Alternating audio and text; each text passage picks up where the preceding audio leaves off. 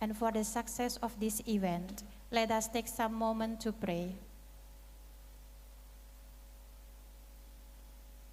Ya Allah, the most merciful God, with humility and sincerity of soul, we praise and thank you for your presence, for all your blessings and guidance.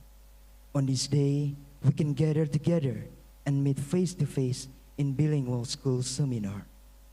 Ya Allah, the Almighty God, make these activities that we carry out bring the most blessings and benefits in order to increase knowledge of science for cadets, to support the learning, training, and mentoring process in Police Academy. In order to make this institution towards a world-class police academy so that the police officer candidates will be achieving integrity, professionalism, modernity, and trust. Ya Allah, the most forgiving God, please forgive our sins and mistakes. Only to you we will please and ask for help. Accept our devotions and prayers. Amin, amin, ya Rabbal Alamin. Ladies and gentlemen, we will have opening remark by Governor of Indonesian National Police Academy. Please welcome Police Inspector General Krisno Halomuan Siregar SIK MH.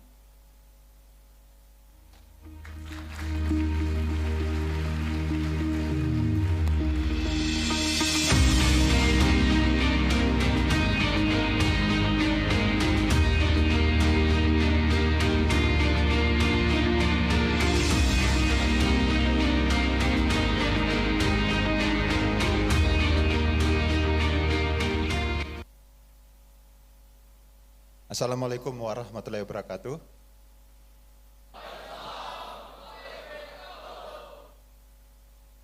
Shalom, salam sejahtera untuk kita sekalian.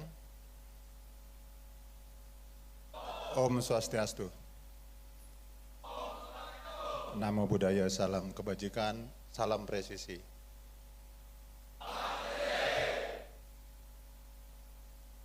Before I read this speech, I'm very intimidating when speak in front of my lecturer, Pak Andre,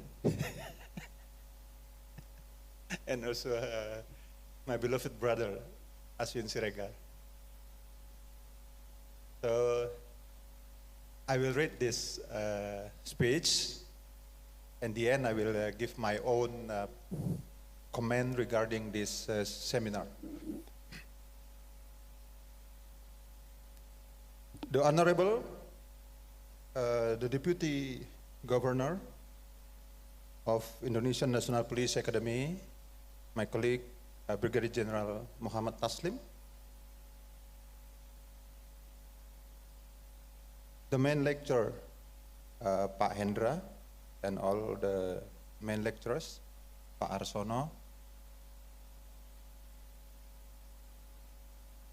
keynote speakers, Police Senior Superintendent, the one and only Asin Azhar Siregar, SIK, MSI, Master of Science. What does that mean? England? Engineering, PhD, as the head of Planning and Administration section of the INP Special Detachment 88. The resources person from Semarang State University and Diponegoro University, Profesor Dr. Arif Yulianto, SAMM, Profesor Dr. Rodiah Tanggun, SPD, SH, MSI, Profesor Dr. Wardono, MSI, Dr. Trilaksmi, SHM Hum, Dr. Aju Pujrianti, SHM Hum, Dr. Adi Nugroho, Dr. Wagiran M Hum, Litivia SPSI, MPSI, PhD Psikolog. All the main official of the Police Academy, all attendants, and especially all the cadets, the seminar participants that I love and proud of.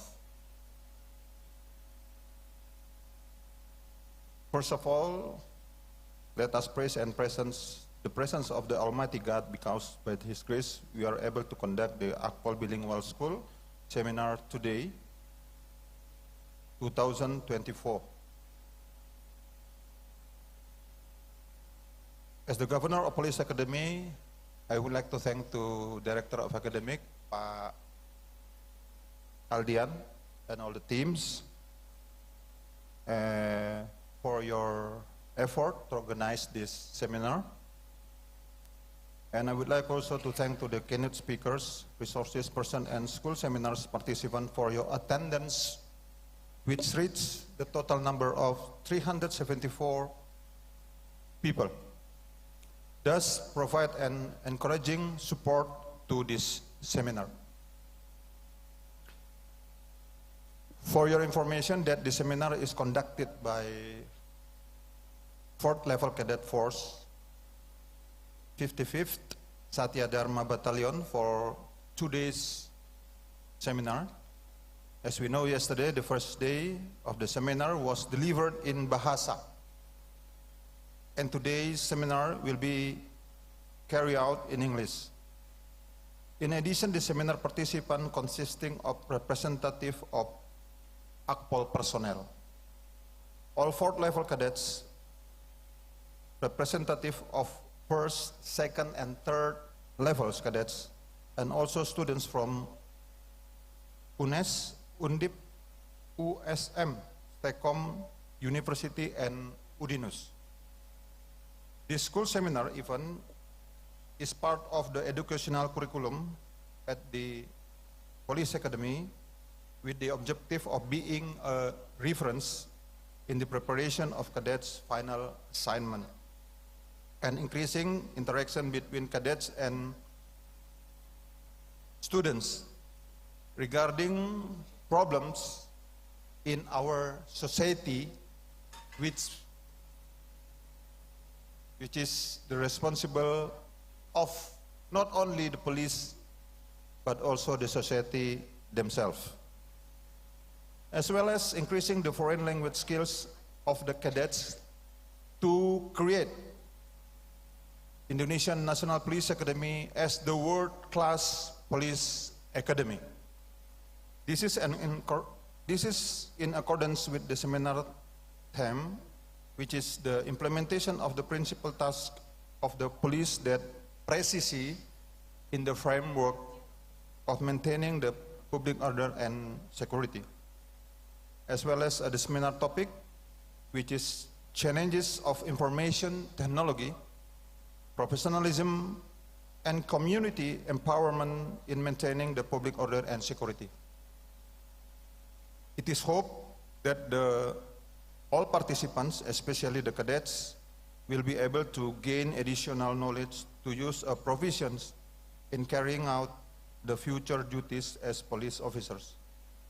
Therefore, follow this seminar well and pay attention to the material presented by the keynote speaker and resources persons.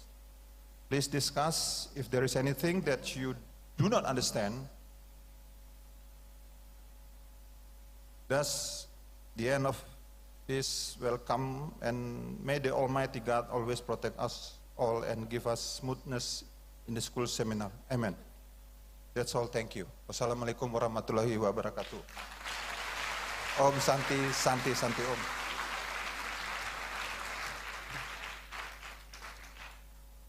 That is not my speech. that is opening. Okay, Pak Agil, please show this is one quote from General Colin Powell. I would like to tell about General Colin Powell. General Colin Powell is the Army General, U.S. Army. He is not the part of anything that he is worthy to be a 4-star general. He is not graduated from the what is the military academy, Pak Aswin? West Point. He's not a West Point. He's not a graduation from West Point. He is Black America, exactly from Jamaica, America. And he is a Catholic. So all the prerequisites become the 4 stars general. He is not fulfilled. But he became one of the legend general in the US Army. So after he get pension, retired, he became, the last position he had is Secretary General, Colin Powell. Yeah, he's a Black American. He mentioned like this: a dream does not become reality through magic. It takes sweat, determination, and hard work. So, to all the cadets and students, yeah, this is special for you guys. To all the cadets and the students, you keep this quote. First, you build your dream. You must have a dream, big dream. And then you need to work hard. You need determination. And then, and you have to sweat, berkeringat. Yeah, this is not coming like a magic, not like a magician, not like David Copperfield. They say, abracadabra, and then, no. It takes process. So in this occasion, I would like to encourage you, just follow all the process in this police academy, and all the cadets. You are lucky to be a cadet in this time. I repeat again, you are lucky to be cadets in this time. You have a big chance to follow all the international competition, and you have a big chance to go abroad for study visits. So, I hope all the materials in this seminar, especially the second day, you can follow and ask any questions you do not understand. Yeah, in front of us, one of the speakers, Aswin. Why I say he's the one and only? Because I know him since he was a cadet, and then now he's become a, let me say, he is one of the experts, especially in traffic engineering and in anti-terrorism. So this is my speech, and thank you very much.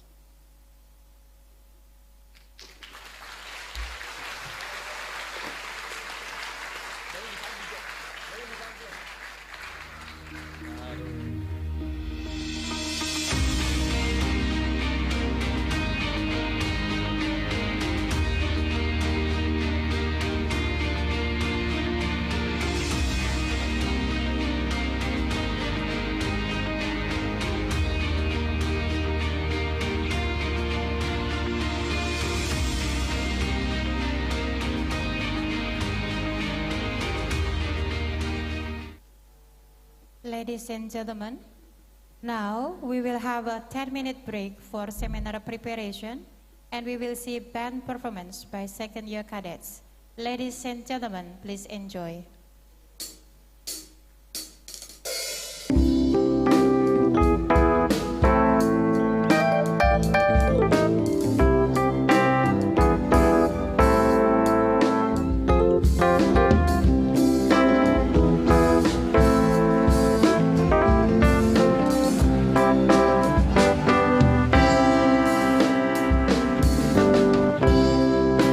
You and me, we made a vow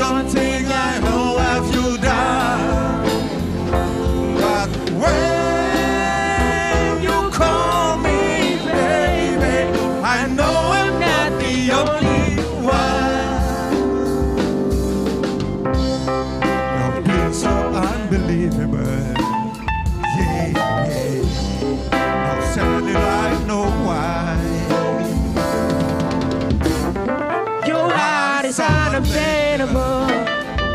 Even though lots of know you get more.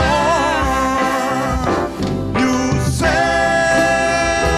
I'm crazy, 'cause you don't think I know that you are.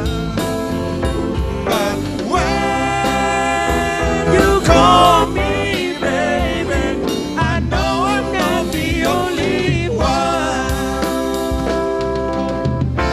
I have loved you for many years.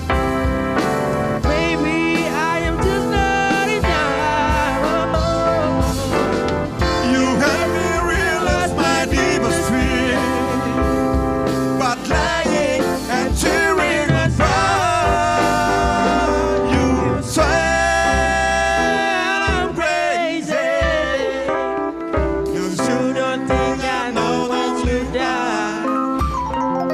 But when you call me baby, I know I'm not the only one. Oh, you say You say I'm crazy. yes, you don't think I know what you've done. But when you call me baby, I know I'm not the only one. I know and I know and I know and I know and I know and I know. I know I'm not the only one.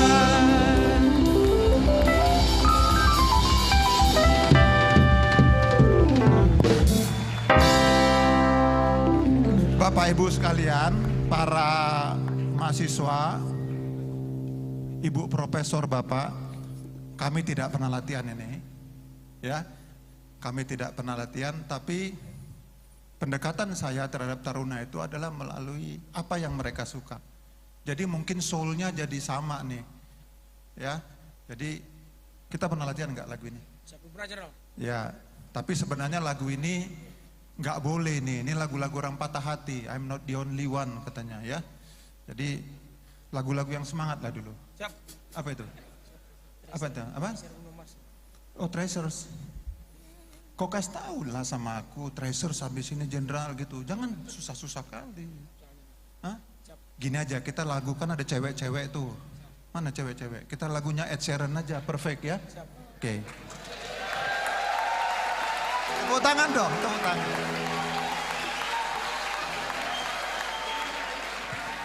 Atau ini ada mahasiswi yang mau nemanin saya jadi Beyonce-nya. Ada nggak? Hah? Tahu ya, Ed Sheeran tahu ya? Tahu kan? Ed Sheeran yang kemarin datang ke Jakarta itu loh, di situ ya.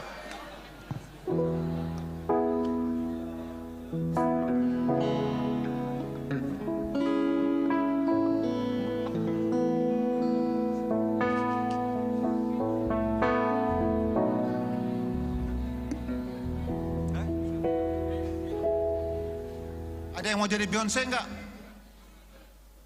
Adik-adik?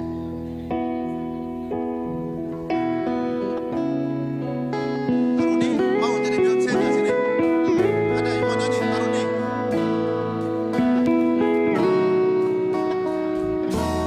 I found a love for me. Darling, just drive right in and follow my lead. Well, I found a girl, beautiful and sweet. Oh, I never knew you were the someone waiting for me. We went to street when we fell in love. Not coming back, it was, I will not give you up this time. But darling, just kiss me slow. Your heart is all I want, and in your eyes, you're holding mine. And baby, I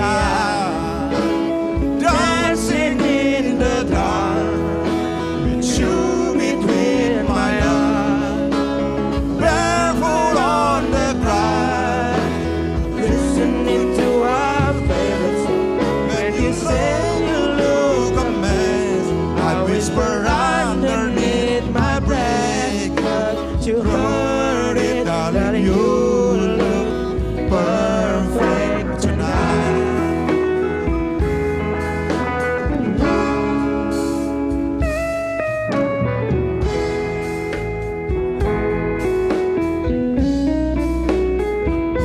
Well, I found a woman stronger than anyone I know. She shares my dreams. I hope that someday she's at home.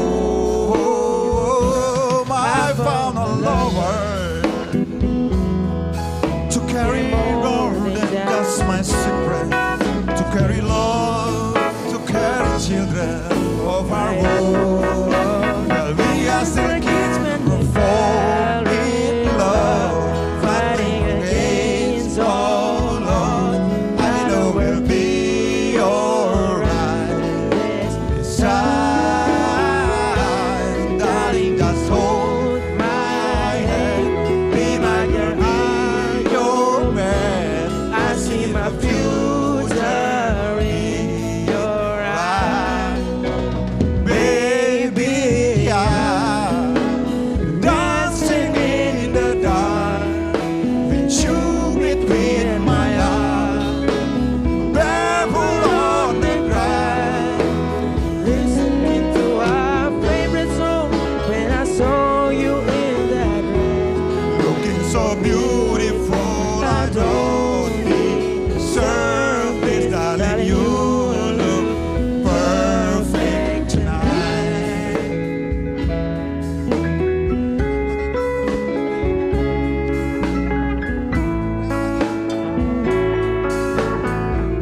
Oh, baby, I'm dancing in the dark with you between my arms, barefoot on the grass, listening to our favorite song. When I saw you in that dress, looking so beautiful, I don't deserve this, darling. You look perfect tonight. Deserve this. You look perfect tonight.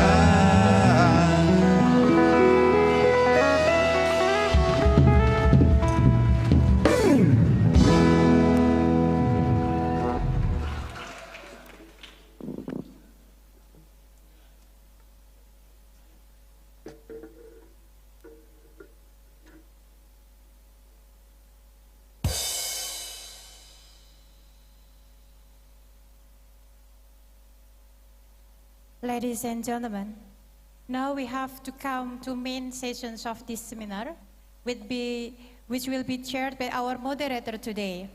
He is a prominent lecturer in Police Academy and Diponegoro University. He is also an incredible author who has written numerous books. Ladies and gentlemen, please welcome Dr. Andre Resep Karopurba, SH, MSc.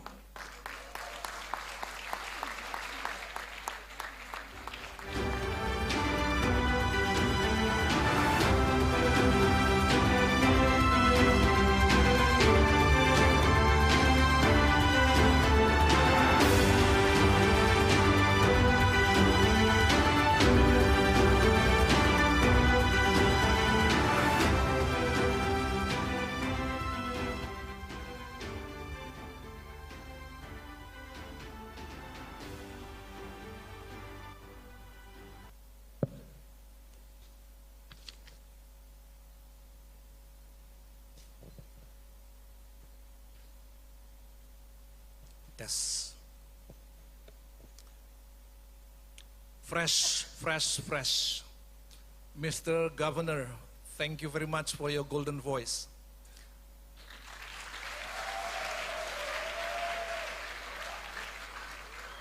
In the past, we have smiling general, but today we have a singing general.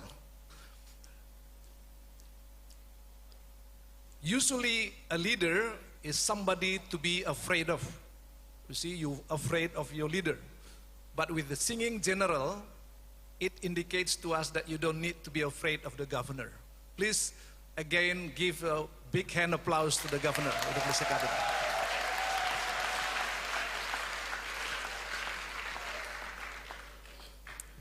Assalamualaikum warahmatullahi wabarakatuh. Salam sejahtera untuk kita semua. Shalom. Om Swastiastu. Namo Buddhaya. Salam kebajikan. Salam presisi. Peace be with us. Peace be with you. Distinguished guest, distinguished governor of the Police Academy, General Krishna Halomoan Siregar. I didn't say Inspector General because I'm hoping that one day you becoming a 4-star general. Deputy Governor of the Police Academy, General Muhammad Taslim, and high officials of the Police Academy. Besides the academic community, lectures and cadets, especially the 4th-year cadets. Where is your voice? 4th-year cadets.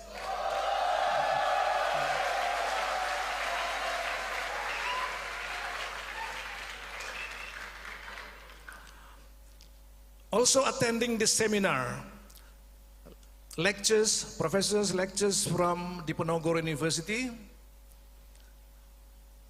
lectures also from Semarang State University, and students from different universities. Diponegoro University as well, where is your voice? Students from Diponegoro University. Okay, students from Semarang State University. Students from Dian Nuswantoro University. Students from Semarang University. And also STECOM students.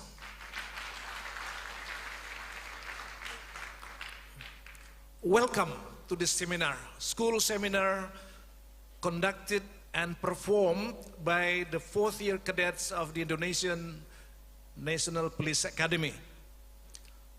For your information, in the past, this seminar used to be organized and conducted every year by the 4th-year cadets of the Police Academy. They serve simply as some sort of EO, event organizer. But with the policy of the governor and the director of academic and the staff, now we move on one step ahead. Number one is that not only one step ahead, but 2 steps ahead. Number one is that today, the cadets, yesterday and today, the cadets become the speakers. So we are not just inviting experts or scholars to speak here, but the cadets become speakers of the result of their research. Number 2, we conduct this seminar in 2 languages. Yesterday in Bahasa Indonesia and today in English. Again, let us give a big hand applause to 4th-year cadets of the Police Academy.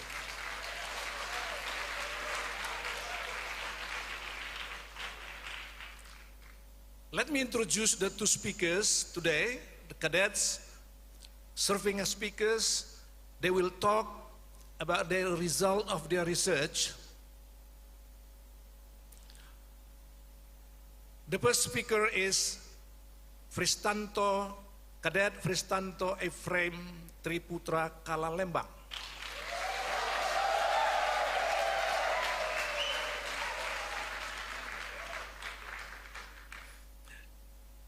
And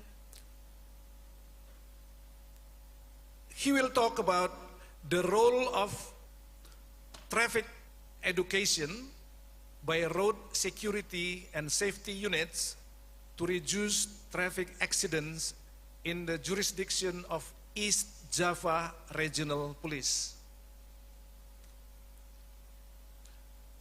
And the second speaker today will be Cadet Helena Fiorentina.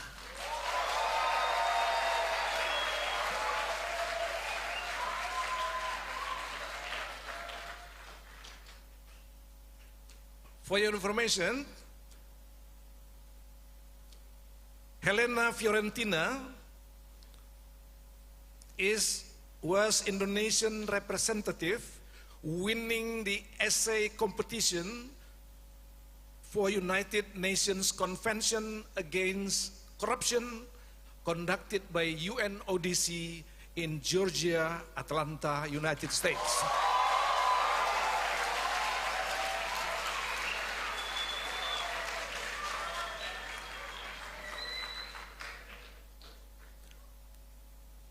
Today, it is very special. This lady, this cadet, would talk about uniform police. Isn't it unique? A female cadet will talk about uniform police. That is the role of uniform police function for peace and order establishments is in East Java Police jurisdiction. Ladies and gentlemen, let us start with the first speaker. I'm inviting Kalalembang to start the talk. Please, the floor is yours.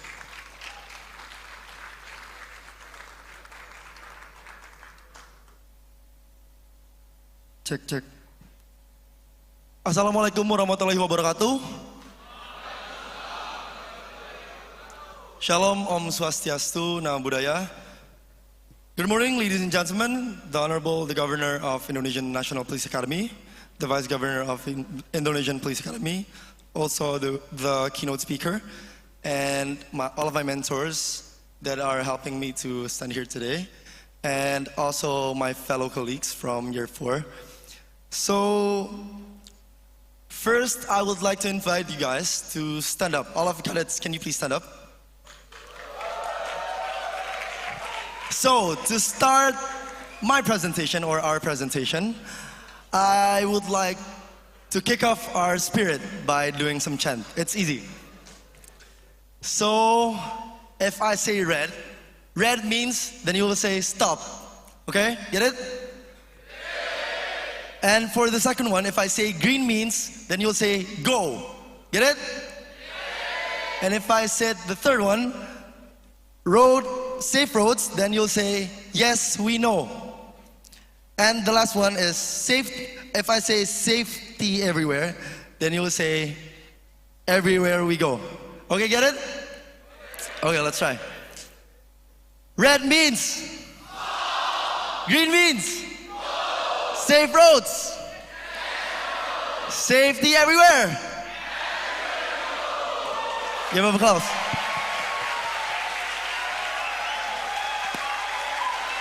Okay, cadets, you can sit down now. And before I jump into my presentation, I would like to introduce myself. My name is Efraim Kalalembang. I'm a 4th year cadet in Police Academy.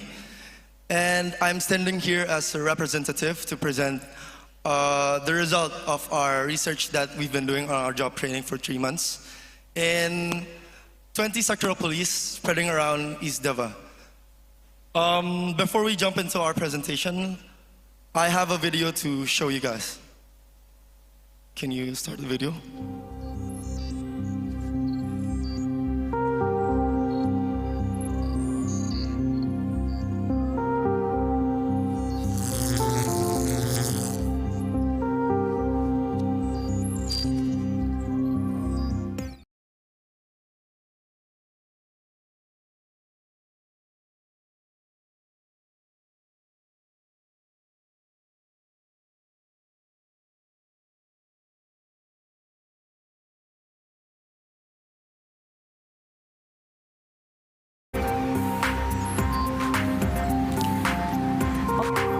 gara-gara sopir ugal-ugalan, bus PO Jaya jurusan Surabaya Ponorogo menabrak sepeda motor yang dikendarai dua pelajar di Jalan Raya Madiun, Jawa Timur. Dua pelajar MTS tewas. Seorang ibu dan anak balitanya tewas terlindas truk di Jalan Raya Paterongan, Kecamatan Galis, Bangkalan, Jawa Timur. Warga kesulitan mengevakuasi jasad korban lantaran terjepit di bawah roda truk.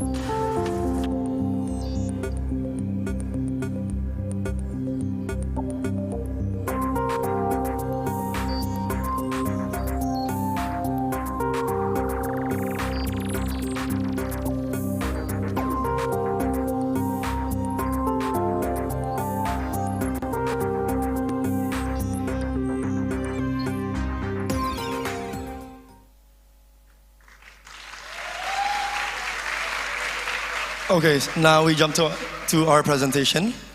So today I will talk about the role of traffic education by the Road Security and Safety Unit to reduce traffic accidents that are now happening in East Java.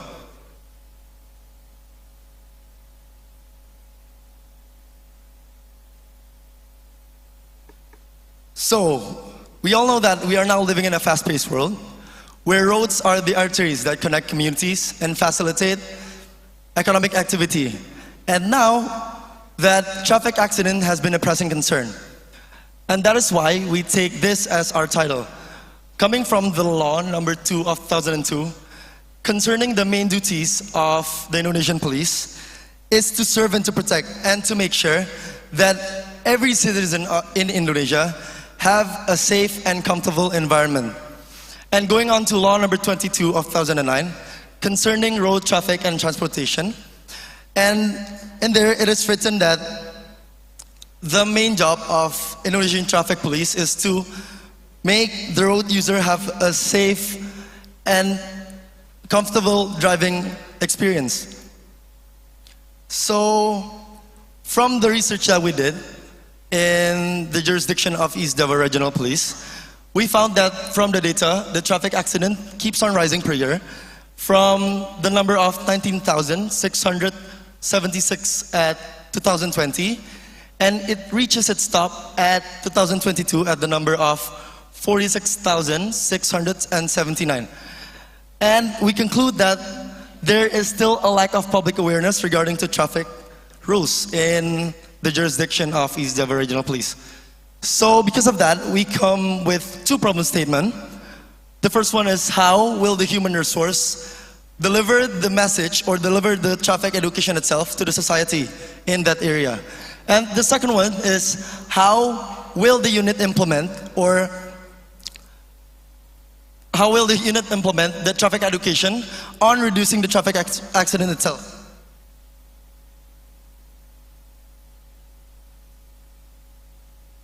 And to assist our research, we conduct a method that may help us to find the result we are hoping for. So we are using qualitative approach as our research. And the focus of this research is the role of the unit itself, and that is the traffic education by the Road Security and Safety Unit to reduce the traffic accident in East Java. And we are doing this research in 20 sectoral police spreading around East Java. So we are using 2 theory. The first one is human resource management theory to answer the first problem statement, which is human resource management theory. And the goal of this theory is to increase the productive contribution of employee and provide an optimal use for the organization. And then the second one is to answer the problem statement number 2, which is planning, organizing, actuating, and controlling management theory. And this involves guiding a group of people towards organizational goal. Okay, to answer the problem statement number 1, which is how are the human resource owned by the Road Security and Safety Unit in carrying out the traffic education in the jurisdiction of East Java Regional Police. So we're going to use, like I said before, human resource management theory, that we're going to study about these 2, quantity and quality of the human resource itself. And for the quality, we're going to support it with competency theory. Going on to the human resource quantity, as we can see there, based on the table above, most of the sectoral police in the area, the number of personnel they have are far from the number of the requirement needed, according to Indonesian National Police Law number 2 of 2021 about organization structure. As we can see here from the example, Type A sub-regional police have only 3 officers and 6 non-commissioned officers, but the number they actually require is 4 officers and 12 non-commissioned officers. Moving on to knowledge, because knowledge is important for the personnel to indicate whether they have analytical skill and competency in problem solving. And the problem here, as we can see from the graph or the data above, only number 1 to number 4 that already have a title of postgraduate degree or undergraduate degree. And most of them are the head of the unit itself.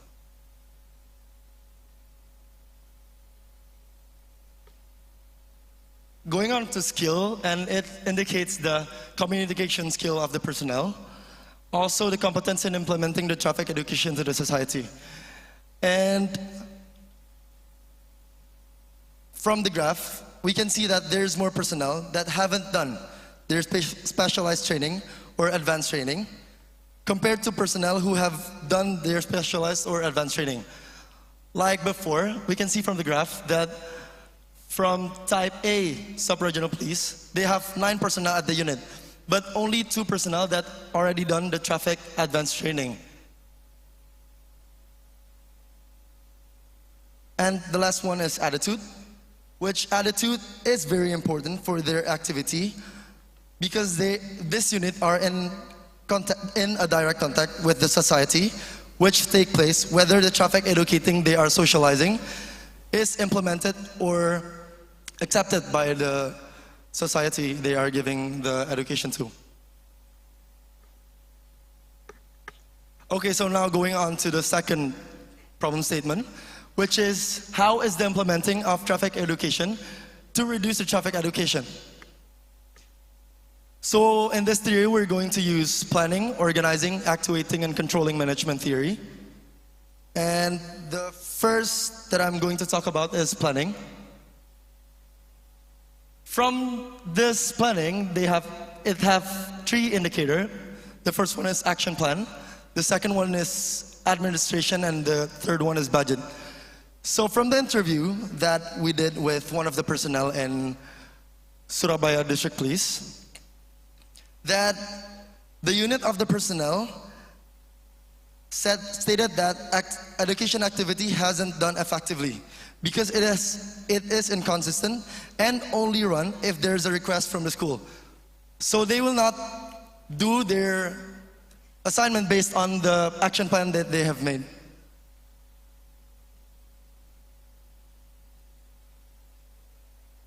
So here's an example of the right action plan that they should have been doing. So this is a weekly activity plan of road security and safety unit.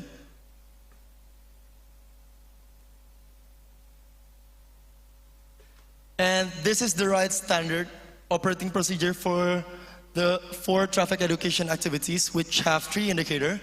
The first one is defining the purpose of the activity.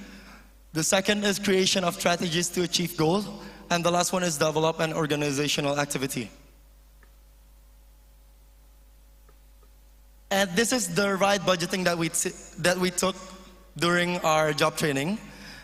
This data we took from Sidoarjo Police Road Security and Safety Unit are the budgeting that already wrote according to budget expenditure and revenue analysis for 2023.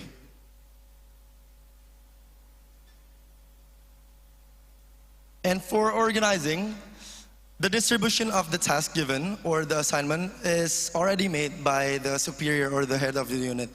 But what really happened on the field, because they have lack of personnel, like I said before, the implementation is not going well because there are members who do not understand the task given. Because the lack of personnel they have, they are assigned to be in an assignment that they shouldn't be in because they do not understand the test given to them. And moving on to actuating, the implementation of the plan are inconsistent. That makes the unit can achieve their plan target. As been said before from the planning, that they only do the traffic education to school, university, or some organization if the organization invites them to. So this is the right implementation of the implementation. The first one is implementation of traffic education by face-to-face method that we have been doing on our job training. For example, this one is Police Goes to School program that I've done in Blitar Regency. And the second one is with implementation of traffic education with social media. And with this system, optimizing on social media, such as Instagram, TikTok, and many other platforms, which has no boundaries and limitation on implementing Police 4.0. And going on to controlling, and this have two indicators. The first one is report generation, and the second one is analysis and evaluation. So we have done some interview with the personnel there in the place we did our job training, that they stated that they have to report their daily activity and monthly activity through WhatsApp. And also the second one is after doing an activity, they should do an analysis and evaluation with the head of the unit. So it means that the unit of controlling can be considered successful because these two indicators are implemented by the unit. So now we're going to the conclusion. The first one to answer the problem statement number 1, which the aspect of the human resource regarding both the quantity and also the quality are still not meeting the required standard. And the second one is the traffic education carried out by the unit is not optimal based on the planning, organizing, actuating, and controlling that they have been doing. Only the controlling that have going on well because of the WhatsApp technology.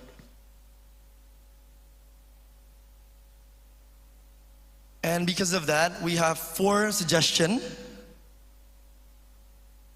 The first one is collaborating with external parties, such as universities like you guys, and also students from school. And the last one is the most important one right now in this era, is collaborating with influencer. Imagine if I do some collaboration with an influencer that have 2 million followers on TikTok or YouTube or some other platforms. It may have got me the goal that I've been looking for. And the second one is giving out rewards to motivate personnel. The third one is double check information, data sorting, system, risky areas, age, and time for the traffic education.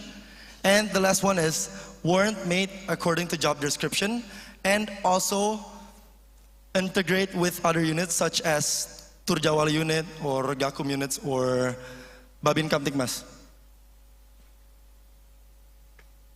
And the last one to end this presentation that I've been doing, we pick a quote from Inspector General Professor Dr. Krisnanda Dwi Laksana that stated, "One effective way to reduce traffic accident in Indonesia is by providing education."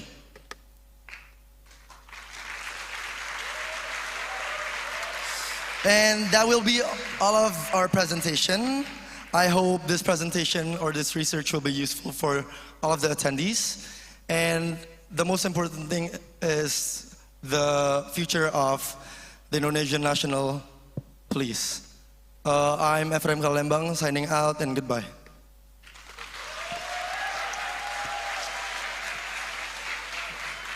Thank you, Pristanto. Ephraim Triputra Kalalembang.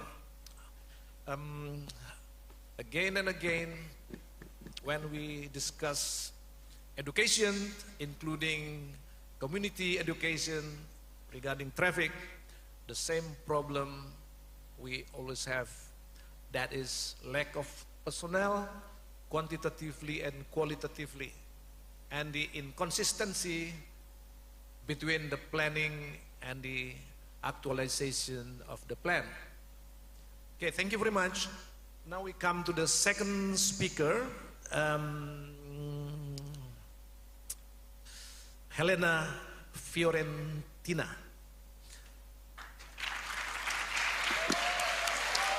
Check. Thank you, Mr. Andre, for the warm welcome.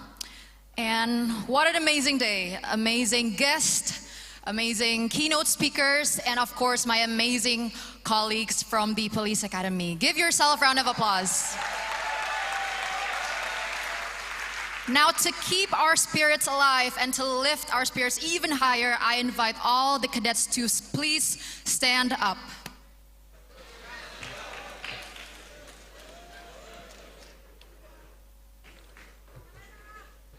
We serve, we protect, so when I say samapta, you all know what to say. Ready? Samapta! We serve, we protect, samapta is the best. You may all sit down. Thank you so much for rating all the positive energy, and I can observe those positive energy. So today is a very special day, as I will about to present a research that has been conducted with the 4th level cadets, specifically in Samapta technical function for about 3 months in the East Java police jurisdiction. So we will show a brief video about the research itself. So operator, please cue the video.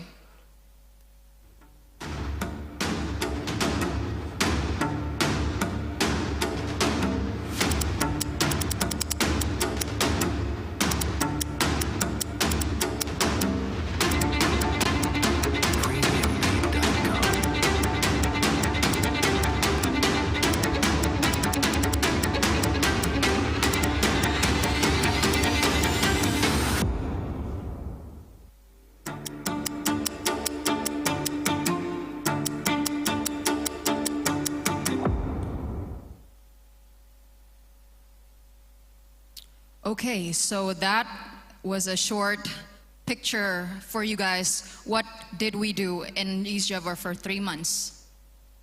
So I will make this presentation as simple and as easy for you guys to understand.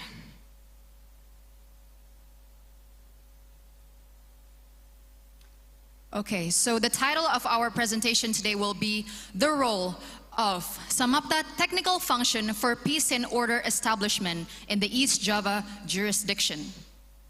The first question pops in our head. Why is it so urgent for us to identify and to conduct a research in this specific topic? That's why we go to our background today. We all know about the law number 2 of 2002 about the Indonesian National Police, right? Well, I would like to emphasize on the Article 13 about the main task of one Indonesia's officers. In this specific research today, the Samapta technical function would like to emphasize on the first main task, which is to maintain peace and public order. However, there are a few things that may jeopardize peace and public order itself. One of them is public disorder. Now this table, I know it's a little too much, as there are a lot of red boxes up there. The red boxes indicates that there's a lot of increase in cases, number of cases that happens in East Java. For instance, in the 4 types, out of the 4 types of crime committed in East Java, there's one that shows the most disparity, which is conventional crime. As you can see in 2022, there's not only, but there's still a lot, 45,000 cases. But then, as you see in the next year, there's nearly 61,000 cases, which shows an increase of 34.12% of an increase. Well, there may be some factors that can impact public disorder or a crime being committed. One of them being economic motives. Now, what is the relationship actually? You can see from the year 2022 and 2023, these are the poverty cases of East Java. It experienced an increase between those years as what happens to the conventional crime. So as we can see here, economic motives drives a person into committing a crime. So that's why we are so intrigued, we are so interested into conducting this research today. Now, from the background that I just have stated, we concluded into two problem statements. The first one, we want to focus on the role. What is the role of the patrol that has been conducted by the Samapta function? The second one is, we want to know what are the factors that actually impacts or affects Samapta function in conducting patrols. Now, the research method is primarily general because this is qualitative research. We use what usually qualitative research utilize in research methods, such as method of data collecting, data sources, validation, and technical analysis for data, etc. Now, we use a few theories and concepts in the hope to help what we want to achieve today. We use three concepts: concept of role, concept of Samapta technical function, and the last one is concept of peace and order. However, this is interesting because we use 5 theories. Usually, where there's only two problem statements, we only use 2 theories, but in this, we use 4. We use the first 4, we use 5. In the first 4, we use it for our first problem statement. We use the management theory, hotspot policing, crime prevention, and routine activity theory, whereas the second problem statement, we only use SWOT theory or SWOT theory.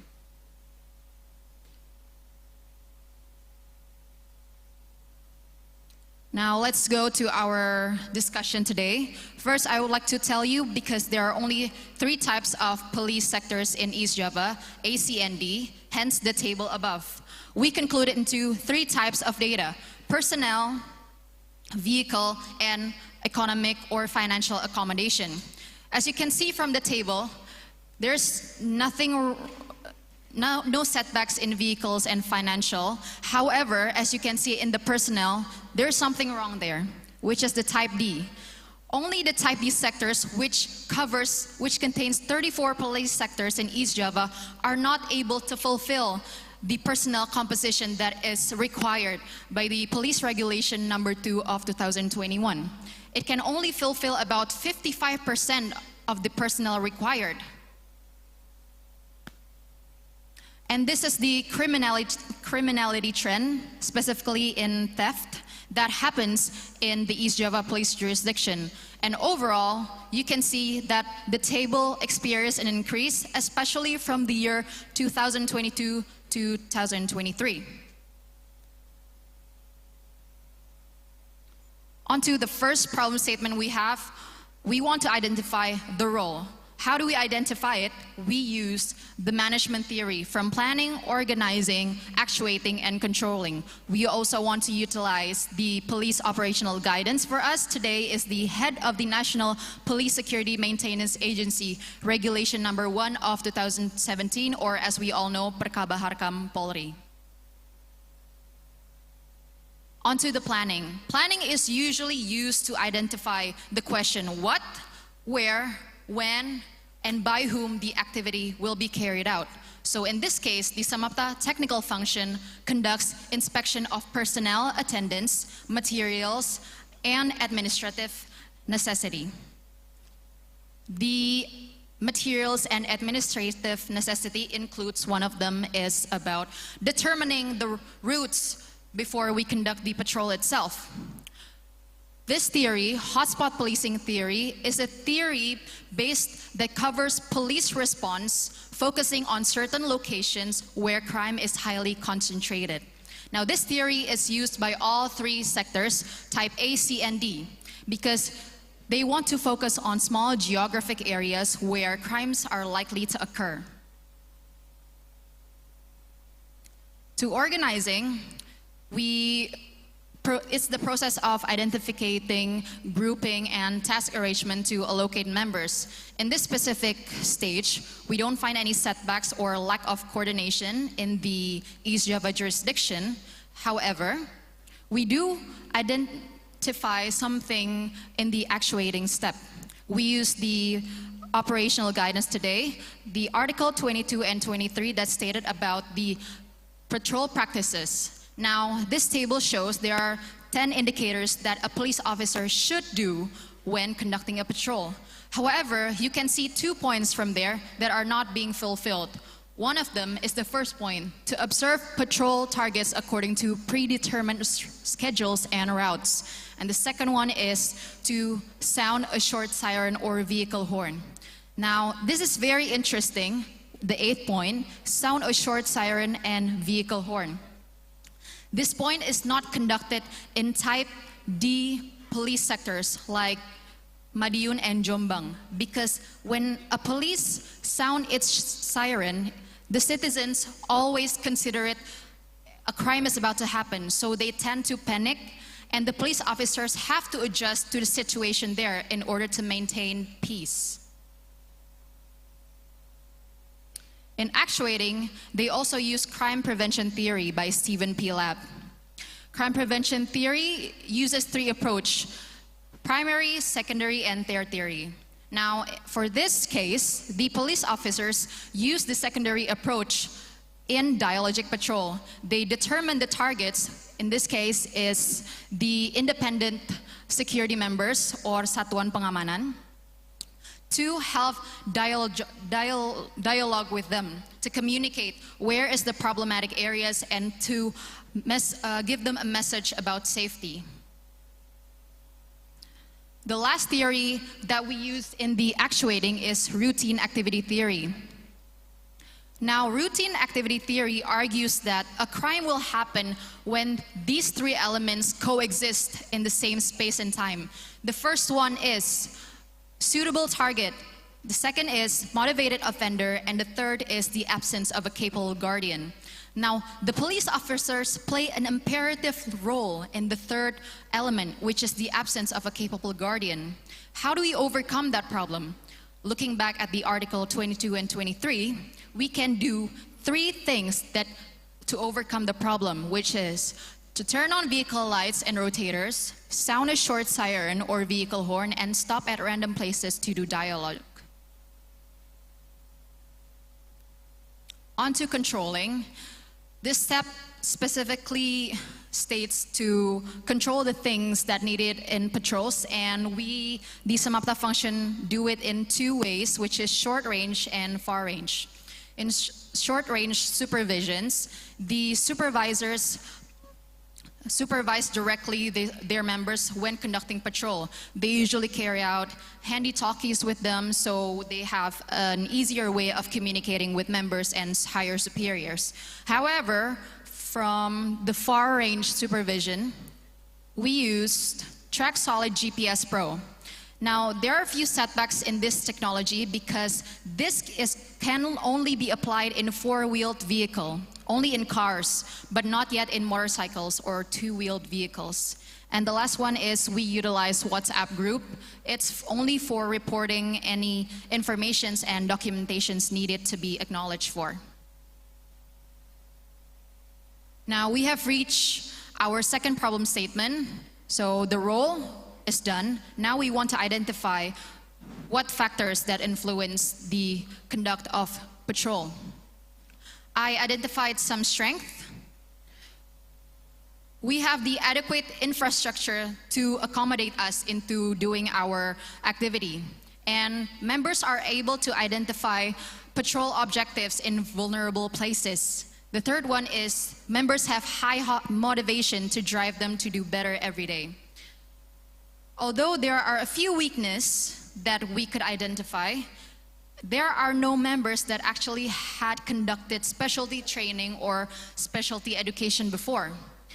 And accommodation given is very limited, whether it's economic or facilities, infrastructure, and so on.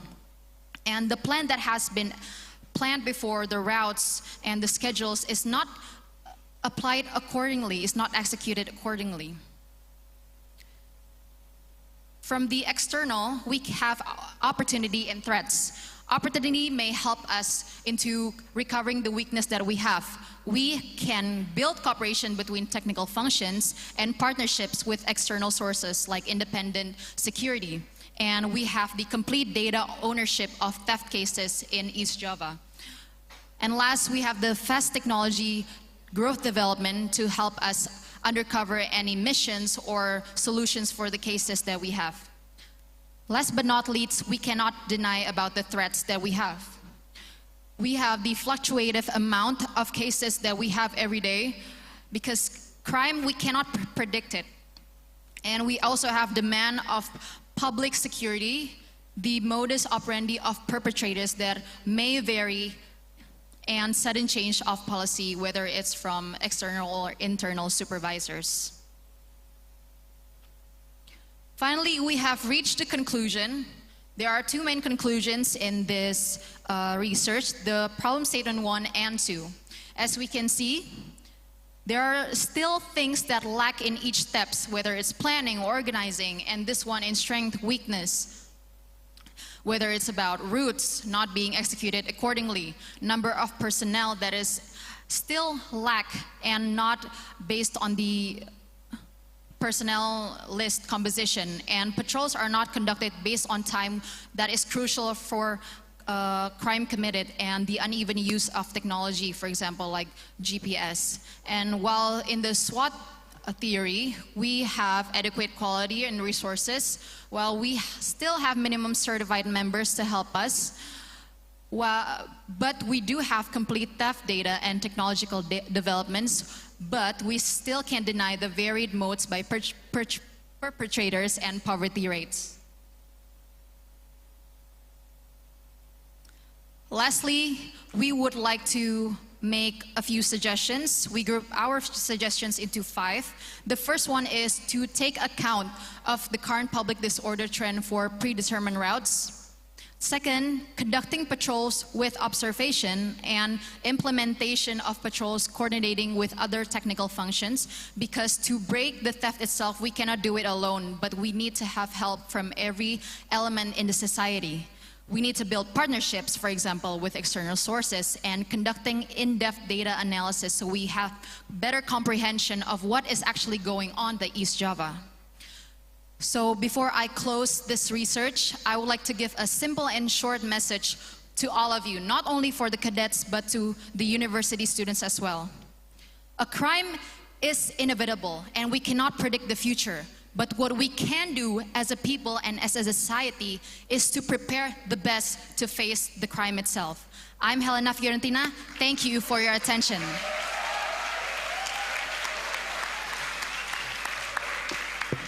Helena, well done. Thank you very much for the presentation. Before proceeding to the question and answer and discussion session, we'll have a little break. Ladies and gentlemen, we will pause the seminar for band performance by second-year cadets. Please enjoy.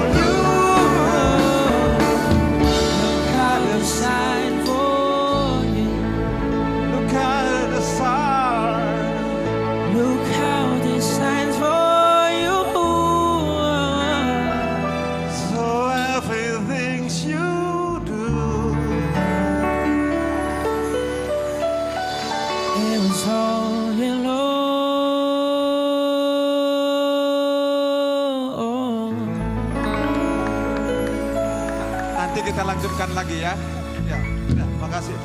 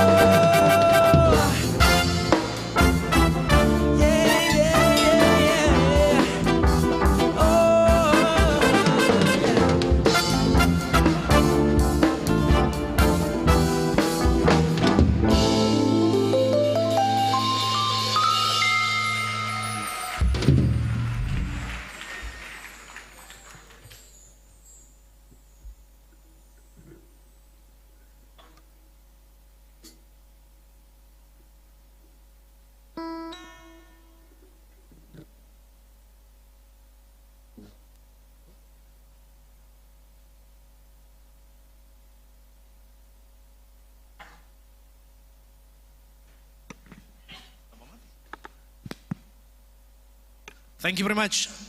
Let's give a big hand applause to the performers. Yeah.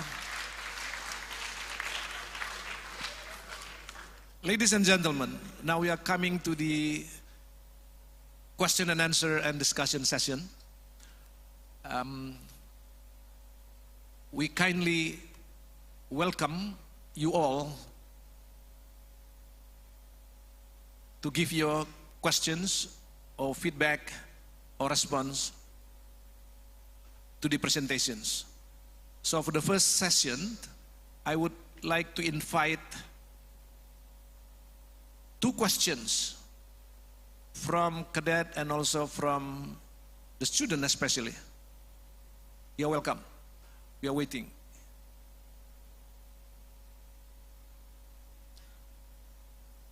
All right, yes. Yeah.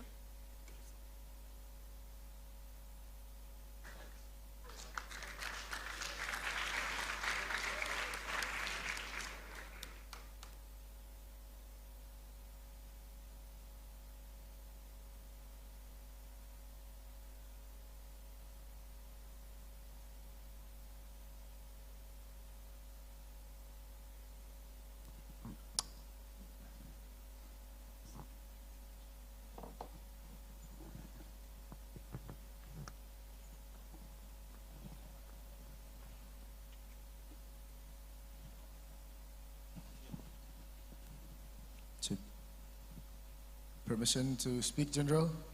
Allow me to introduce myself. My name is Salva Wajdi, rank Brigadier Cadet, academic number 20064. And my question is, are there any other educational programs or courses that the Traffic Education Unit Police need to complete besides specialized training? Thank you very much.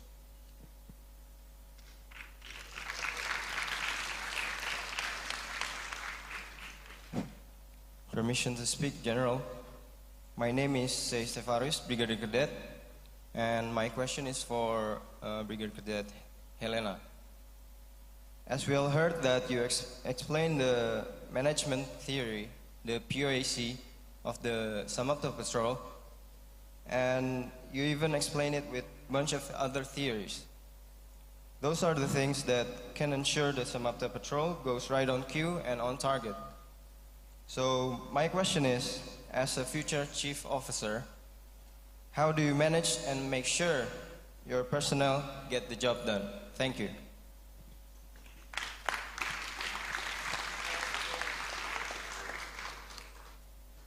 Anybody from university students? Yes, please.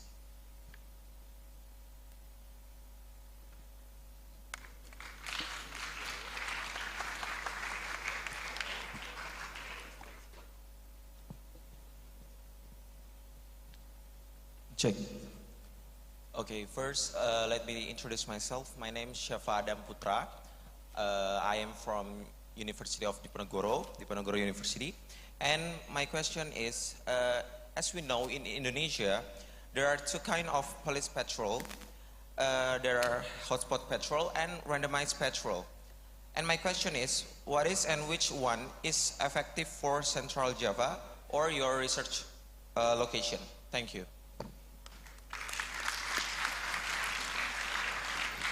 One more student, please. Yes. Let me introduce myself. My name is Kaizal Sabila Zahra. I'm from Dianuswantoro University. These 2 fungsi teknis lantas. The question is, why specialized learning or advanced learning always make weakness point in every job? Thank you. Okay, I'm closing the first session. So 4 questions, 2 from cadets and 2 from students of Diponegoro University. The speakers and also the team members are welcome to provide the answers.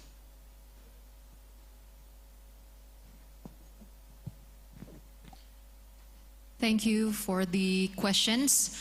If I'm not mistaken, I'm supposed to answer 2 questions. That is for Samapta technical function. The first was from Brigadier Cadet Say, and the second one was from Diponegoro University student Arya Putra. Let me answer the first question first from the Brigadier Cadet Say. If I'm not mistaken, your question was to ask how do I get the members to do what is supposed to be done on the right time and on the right place as a first line supervisor. Well, I'm not there yet. I'm not a first line supervisor yet, but hopefully in 4 months, like my colleagues, We will be a first line supervisor, amen. And as a first line supervisor, I would, of course, do the 5 things that I suggested in my research, which is to conduct training facilities and to have infrastructure and accommodate all the things that my members need. But those are the obvious things that needs to be done in conducting patrol. But the other things beside that, I want to establish the importance of accountability. I want to hold my members accountable for their own actions when being done, and to emphasize on transparency every time decision making is involved. I want to have a mechanism where my members are comfortable enough to report any misconduct or any breaches of any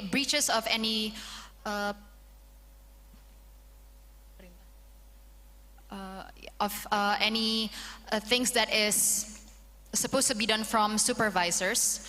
So it will increase their integrity and professionalism from doing their job. So it's is the first question answered, Brigadier Cadet Say? Okay, thank you.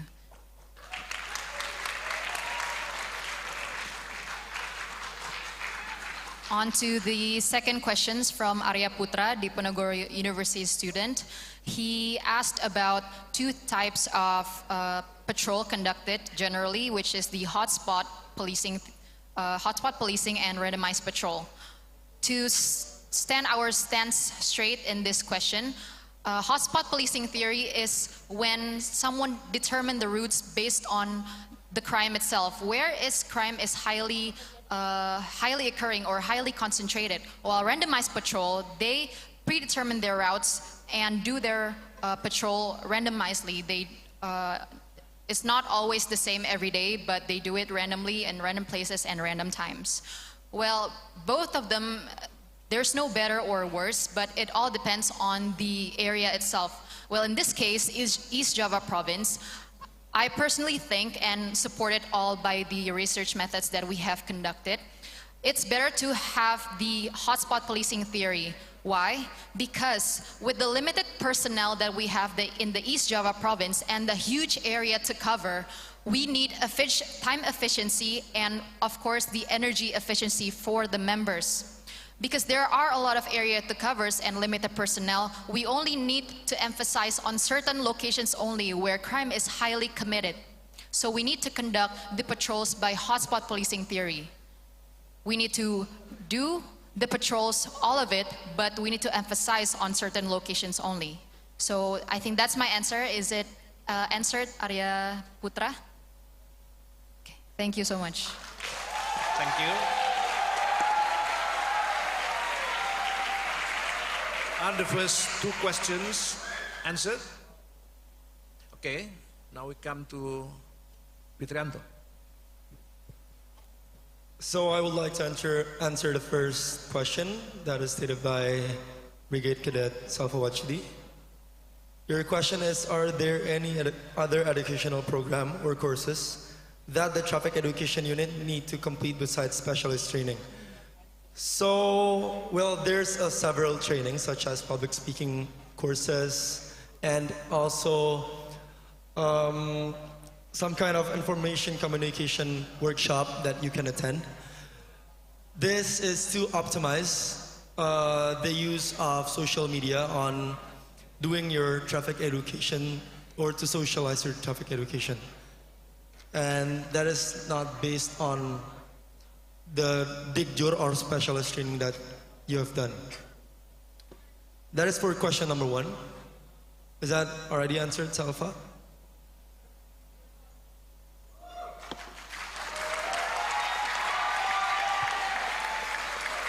And for the second question is from Undip, if I'm not mistaken.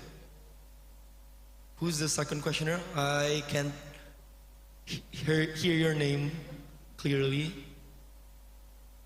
So the question is, why specialized learning always make weakness point 4?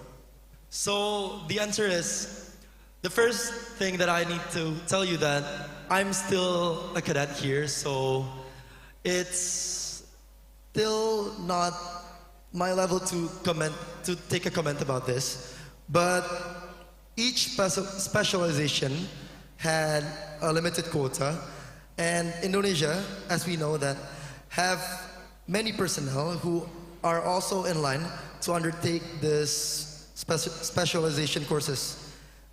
Therefore, this is why many police officers have not yet undertaken the specialization courses or the juror. That is my answer for the second question. Is it clear enough? Okay, thank you.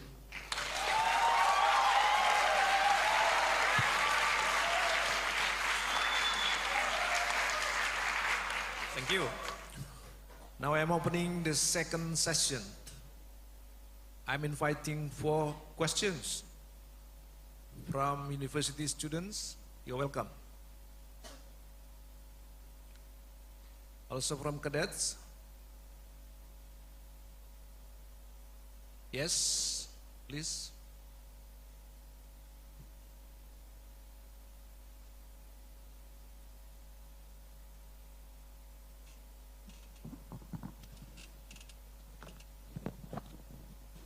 Yes. Permission to speak, General. Allow me to introduce myself. Agung Zudi Widyatama, Ajung Brigadier Cadet, Akademi number 23227.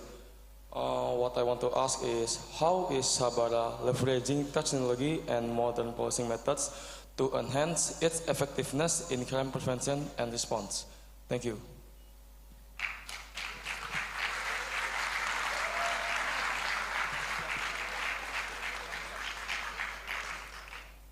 Excuse me, can you repeat one more time, please?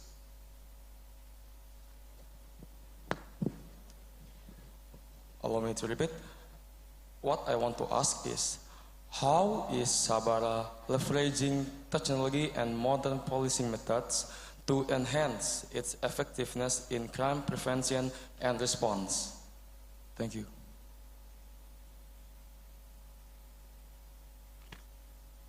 Thank you. Second question. Allow me to introduce myself. My name is Sandro Arya. I am a second level cadet. And my question is, as to my knowledge, the complexity of routine patrol comes from the combination of the reactive and preventative patrolling tasks of police officers. Considering the various objectives of police patrol, efficient and effective strategies are crucial. To meet these objectives, the development of efficient routing strategies is needed. My question is, what are those strategies? Thank you.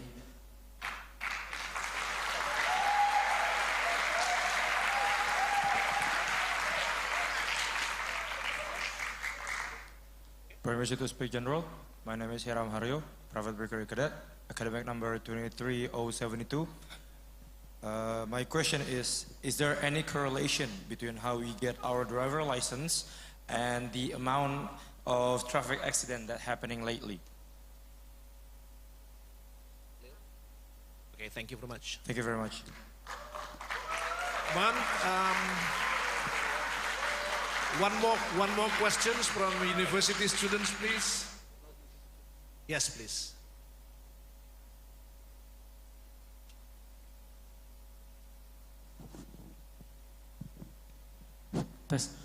Let me introduce myself first. My name is Afif Fauzi Rahman. I'm from Semarang State University, 2023.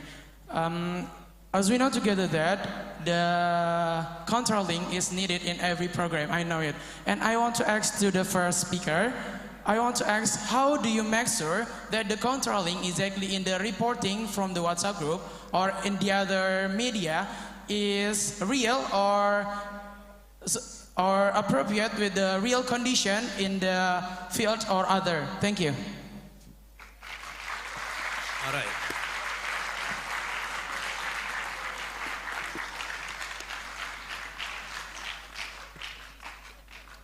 Check. I would like to answer the first two questions, which is specifically assigned for my function, Samapta function. So the first question was about how does the Samapta function leverage on achieving their task being done by technology. So based on my observation and field research that I conducted at East Java for about 3 months, the Samapta function in Polrestabes Surabaya is really lacking of technological developments compared to other functions like criminal function and intelligent. And I saw that the Samapta function doesn't use any typical technology. They only use handy-talkie and WhatsApp group. They didn't even use the GPS Pro, and that's what I emphasized just now in the presentation itself. It's the uneven amount spread of technology like GPS Pro. Well, in Polrestabes Surabaya, they haven't used the application of GPS Pro, even as simple as live location in timestamps. They haven't used that. So all the documentations taken by them is just a picture with no specific technology or thing that tells them their live location and where they took it, when did they took it. So I think I'm not able to answer that now because it hasn't been applied in the field itself, but that's why it came to my suggestion that Samapta function really need to leverage up their technological developments because Samapta plays a huge role, an imperative role in preventing crime from being conducted. For instance, we advised the GPS Pro, and when I wanted to leave the Polrestabes Surabaya, they just received the body cam they received from the Central Police. They only received about 31 body cams, but I haven't conducted that research because it came when I just wanted to leave the place. And I hope that answered the first question. And the second question was from Arya. He asked about the strategies about the hotspot policing and what is the strategy on crime preventing in this area. And I think this, I agree with you that the strategy is really important on achieving the task, especially on patrol practices. That's why the strategies that right now is working and in preventing the crime is the hotspot policing theory itself. Why am I able to say that it's working while the numbers are still going up, the number of theft cases? Because they only targeted hotspot policing theory on certain targets of crime types itself. For example, in the research that we have conducted, the Samapta function only focused on light crime cases or tindak pidana ringan. They didn't prioritize theft cases because most police sectors give the job for unsolving theft cases to the criminal function or reskrim. They don't prioritize theft cases towards the prevention approach. So that's why in this strategy, I suggested that the hotspot policing theory also prioritize in theft cases, not only in light crime cases such as drinking or illegal racing in the roads, but also in theft cases. So I think that's the best strategies that we can apply right now. I think that's my answer. Thank you so much.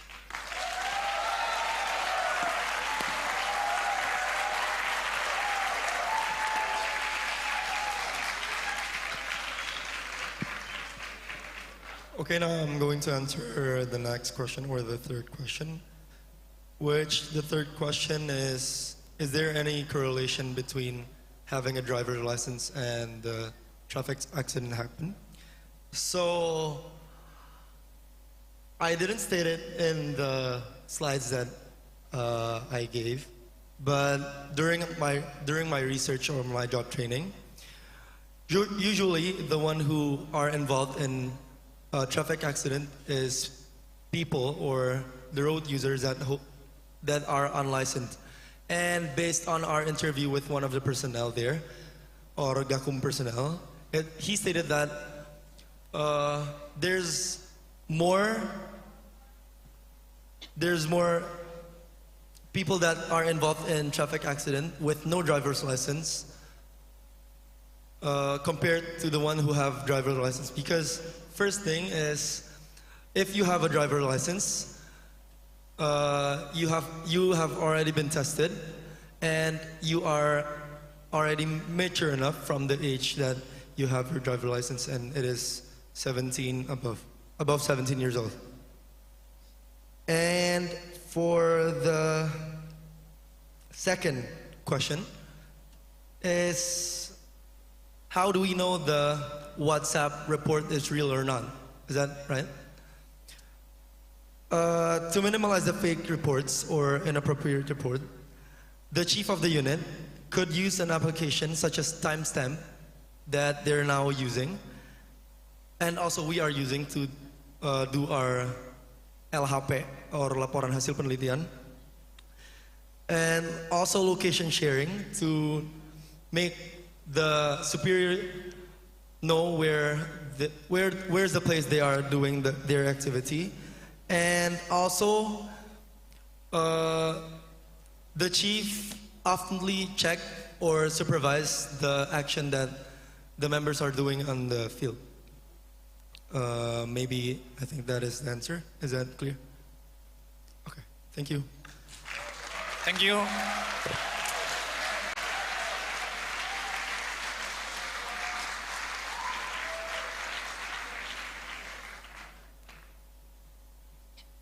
Since the students from 5 universities, I still have some minutes for 2 more extra questions especially from students from the 5 universities. If you wish. Yes, no, students please. Sorry, cadets. Students please.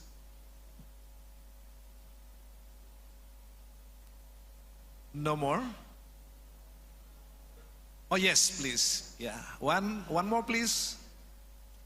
Student. Yes, okay. Please.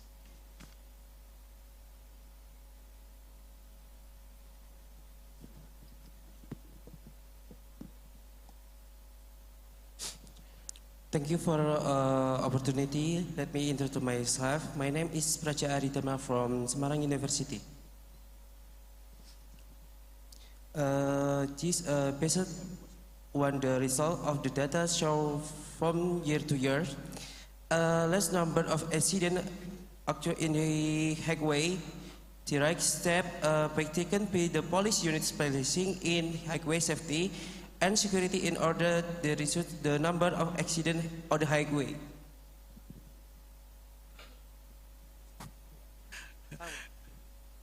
Can you kindly repeat the question, please?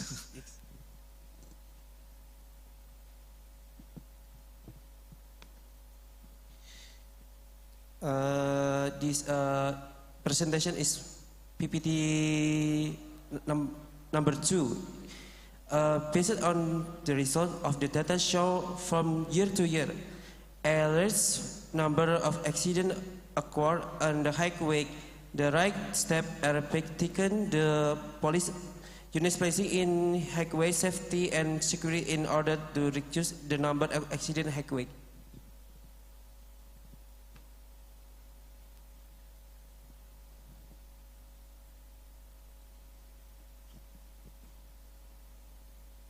What's the question, please?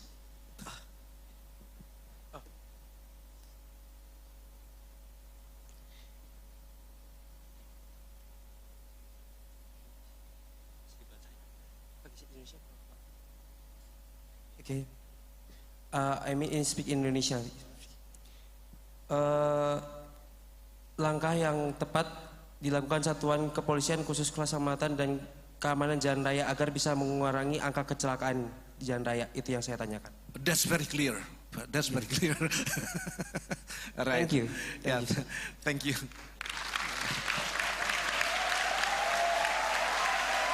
right.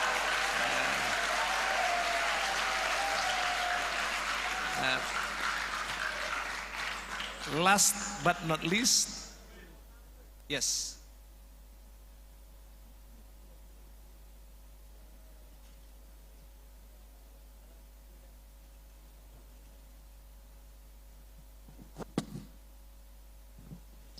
Okay, good morning. Thank you for the opportunity. My name is Taskiro Khairunisa from Universitas Negeri Semarang. I want to asking how to effective method you have to explain about education is important to lower than traffic incident. The real method is ineffective, as I know by the time as I am junior high school, I give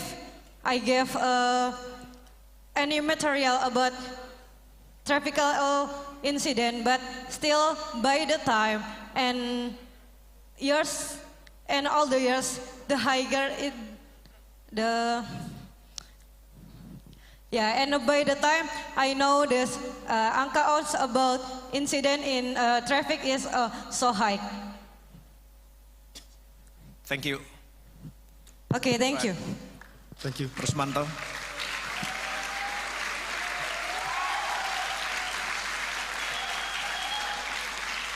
Okay, so now I'm going to answer the question number 1 first from Semarang University. And that is basically the question is how to reduce traffic accident itself. That is basically the PowerPoint or the slides that I've been showing to you, and that is what is the research that we have been doing. So I think the best method to reduce the traffic accident itself, besides on going onto the field, checking if you bring a license or not, or your vehicle is good enough on the road. We did this education is to make this traffic accident didn't happen at the first place. So this is a kind of prevention method that we take. So we optimized on the traffic education itself. And for the second question, which is what is the method that we are going to use to reduce the traffic accident on using education? Is that correct for the second question? So, in my opinion, and during our job training, currently police officers in Indonesia are implementing 4.0 police, which is optimizing on technology. And also during my job training, we did make a content about traffic education on TikTok, and also by collaborating with the local influencer that have around 500,000 followers, if I'm not mistaken.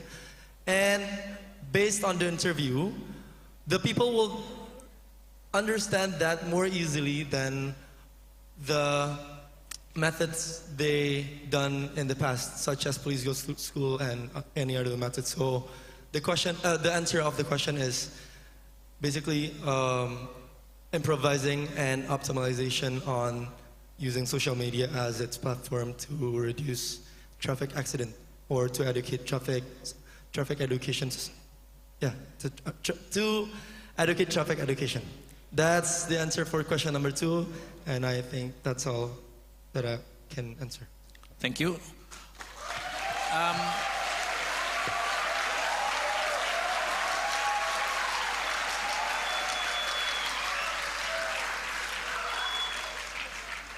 It is very clear that all the questions are perfectly answered by the speakers, but I'm inviting the team members of the speakers to provide additional information or answers if you wish.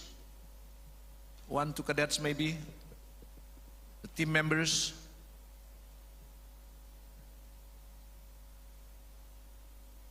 Okay. Okay. Nobody? Perfect. All right.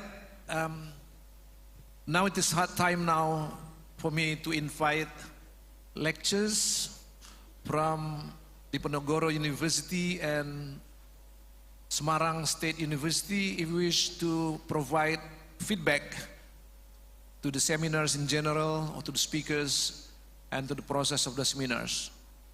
You're welcome.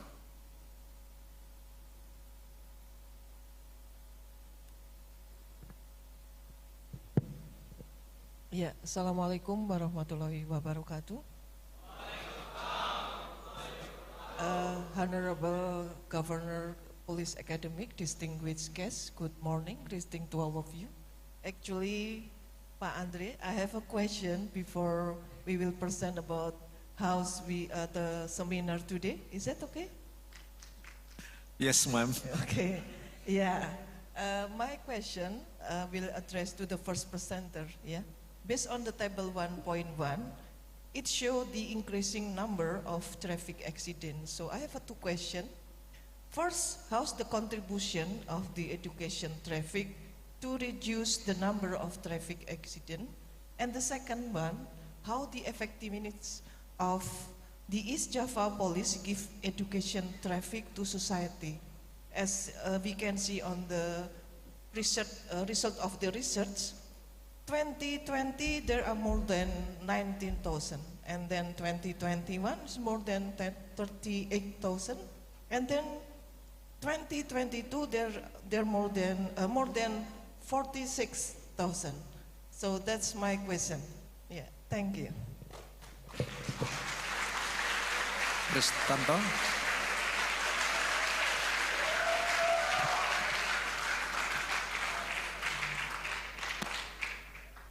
To answer the question number one, the question is how is the contribution of education in traffic to reduce traffic accident? So the contribution of the traffic education itself is to prevent the traffic education before it happened. So we are socializing it, like I said before, through social media or using Police Goes to School program as its method to do the socializing to the society. So the traffic education didn't happen at the first place. And for the second question is how effectiveness of East Java Police give education to the society. As I said before on the slide, from the planning, organizing, and actuating, it is not effective yet because they are only doing the traffic educating if they are invited by the organization or some school, university, or some kind of organization that invites them to do the traffic educating. And by that, we make this research is basically to make a suggestion to the traffic unit in East Java to make the education for the traffic society itself to be more effective. I think that is my answer. Is that clear enough, Professor? Ma'am? Yeah, okay, thank you. And then I have a few comments for the research paper. Yeah.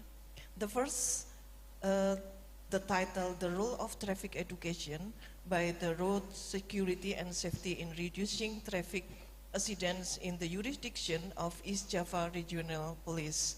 The first one, a research paper's conclusion should be a brief summary of the paper substance of the result of research, and then a data table in research must contain a year period. And the last one, bibliography must contain more than 10 literatures such as books, journal, proceedings, and related sources. Books must be published within the last 5 years. And then for the title, The Role of Samapta, Technical Function for Peace and Order Establishment in East Java Police Jurisdiction. The first is, it is necessary to maintain consistency in writing research paper, words, sentence. And then the second suggestion, you can write or you can give the opinion how's the role of society in maintaining peace and order establishment.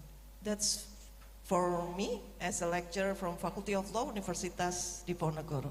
Thank you very much. Thank you very much, ma'am, for the feedback. Next from Semarang State University.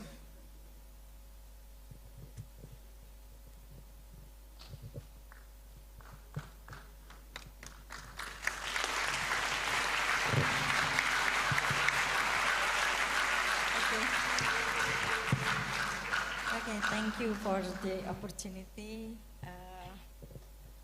Governor of Police Academic and all of the team. And I'm for Semarang State University or Universitas Negeri Semarang.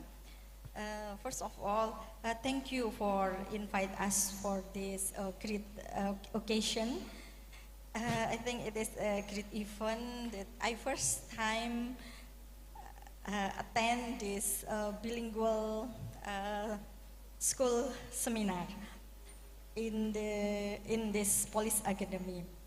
I think it's good opportunity for us to broaden our knowledge and insight about what police did for the main task and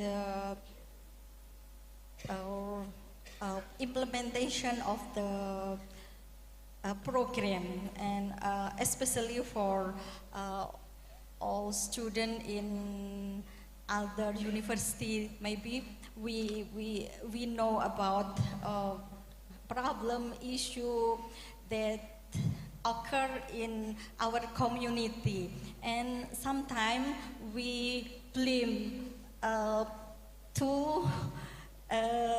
this is police responsibility, and then now we know what police did, what the problem and solution for cope or handling the problem occur in community. I think that's all. Thank you, and great event for this. Yeah, thank you. Thank you, ma'am.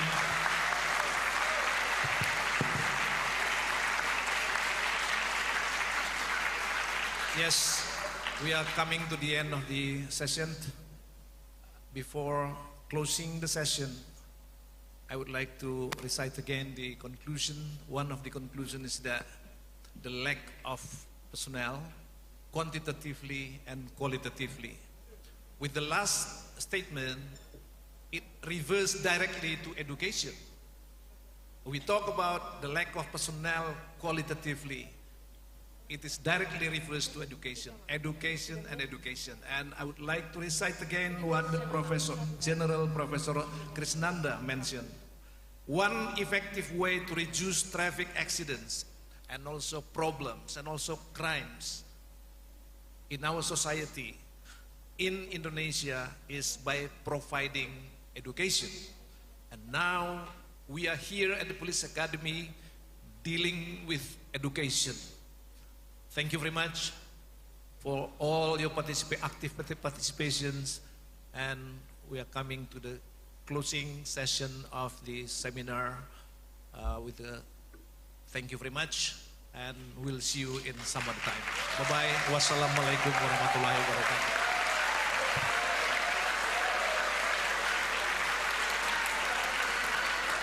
Ladies and gentlemen, the seminar will be adjourned for another 10 minutes, and we will present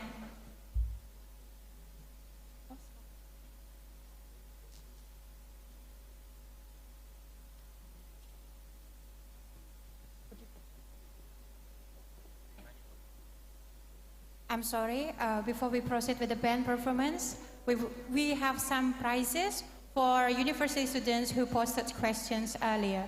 So we would like to invite the names of students who asked the questions.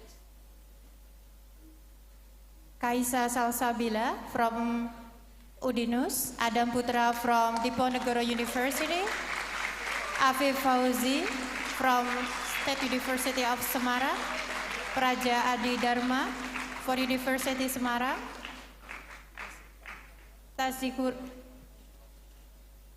Tazikiroh Hairunisa from State University of Semarang.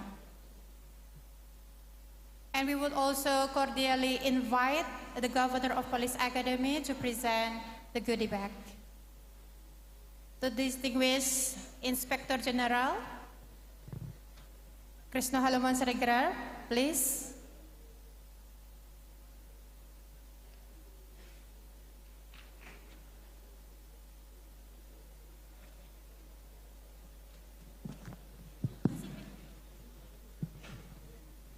Pak Eko, only 5 students. Sure. So, lecturers and all cadets and students, there are several gifts I will give to those students here because we observe that they are participating actively in this discussion. So, this T-shirt designed, custom-made by Governor. Yeah, this is custom-made. Yeah.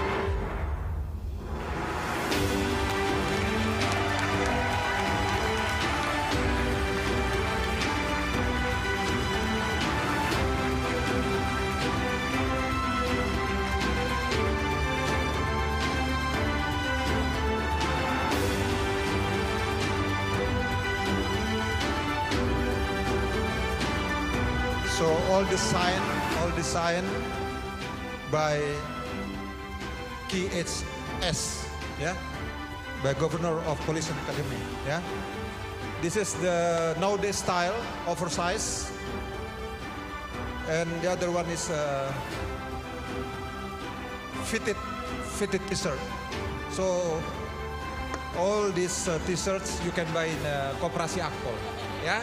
But now you are gifted. This is a gift. Yeah? Thank you.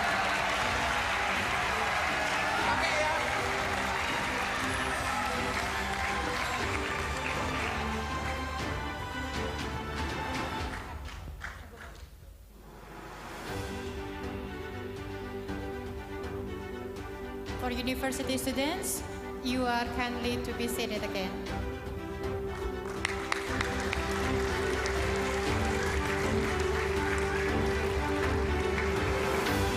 Ladies and gentlemen, the seminar will be adjourned for another 10 minutes and we will present band performance by second-year cadets. Please enjoy.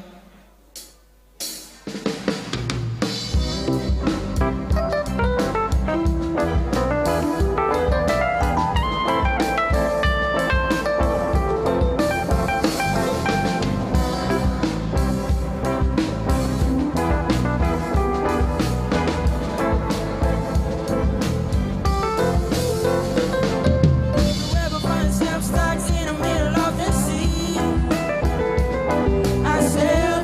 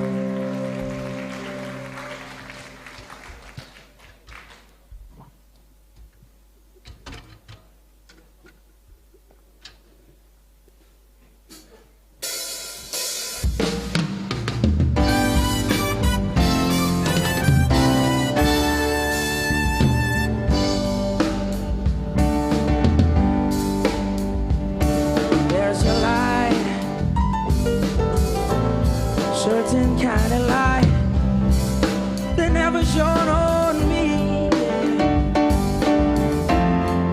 I want my life to be live with you, live with you. You're so weird. Everybody say to do each and every little thing. But what does it bring if I ain't got you? I ain't got you. You don't know what it's like. Baby, you don't know what it's like to love somebody, to love somebody the way I love you.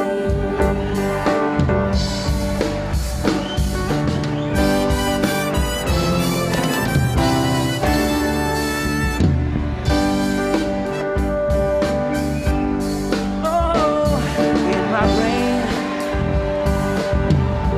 I see your face again. I know my frame of mind. Oh, you ain't gotta be so blind. And I'm a blind, so blind. Oh, I'm a man. Baby, you don't know what it's like to love somebody, to love somebody the way I love you.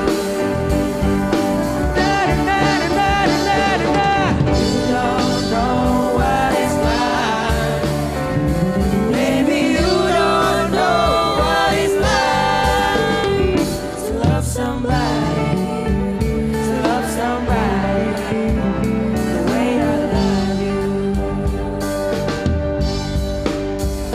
To love somebody, to love somebody the way I love you.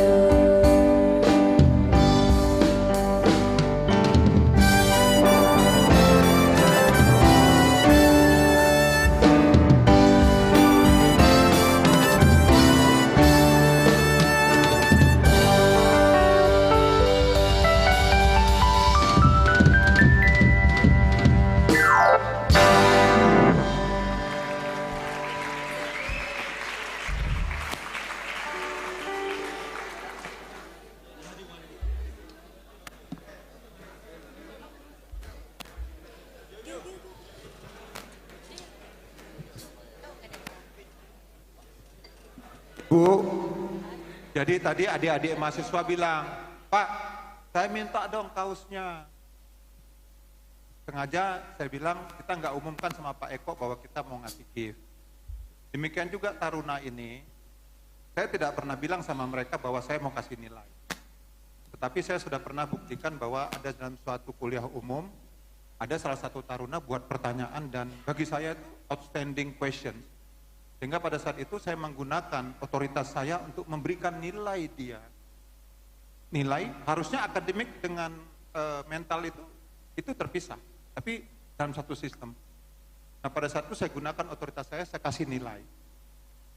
Jadi sebenarnya adik-adik kalau mau, kamu tampil apa adanya saja. Nah sering sekali orang sekitar kamu atau diri kamu itu yang mengintimidasi kamu.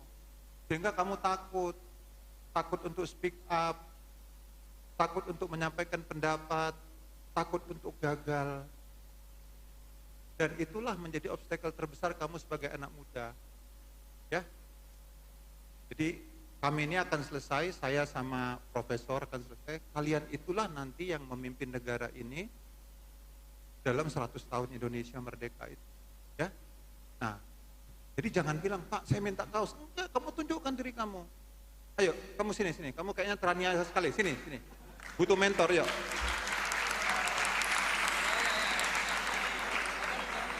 Siapa nama kamu siapa? Apa? Kasih mic dia. Udah? Kamu suka lagu apa? Lagu anak muda apa? Kamu jangan lagu tadi, Tulop Sombade itu lagunya dosen itu. Lagu The Beatles saja. Ah iya, kamu generasinya beda. Hey Jude. Ya generasinya. Siap. Jadi gini. Saya itu datang dari generasi baby boomers. Siap. Ya, generasi baby boomers. Sehingga saya masuk ke dalam komunitas kalian, Gen Z ini, saya belajar. Jadi jangan nanti kamu nyanyi, bukan saya bilang, enggak. Ketika kamu usia segini, terus kamu nyanyi, hey Jud, ih ini generasi kolonial. Kalau generasi sekarang nemen. Iya, sekarang itu Pak Prabowo aja kemarin sama yang tim-tim lain itu nomor 02, 03, mereka ngambil suara anak muda. Siap. Ya, bukan lagu anak muda. Dangdut, Jenderal. Masalahnya mereka bisa nggak dangdut? Bisa nggak?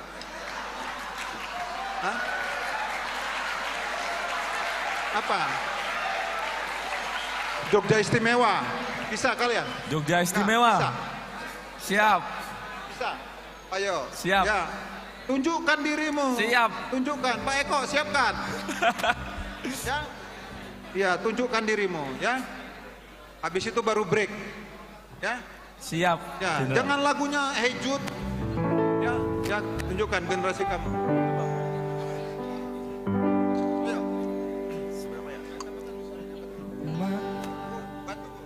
Mangan tempe rasane koyo mangan laos sate. Senajan saanane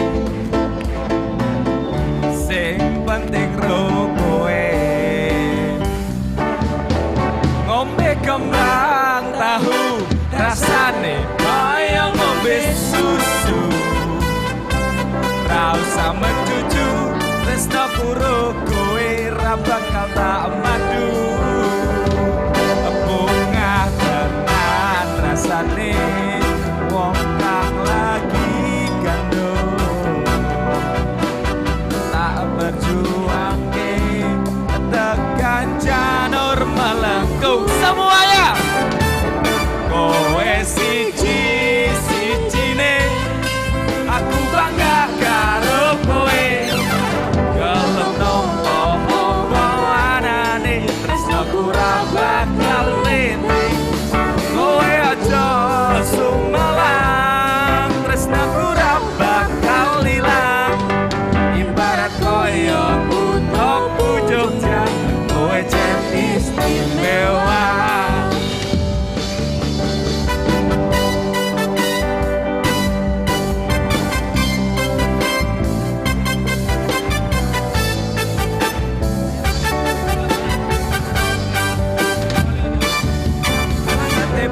Rasane koyo mangan laos sate. Anane sing penting ro kowe.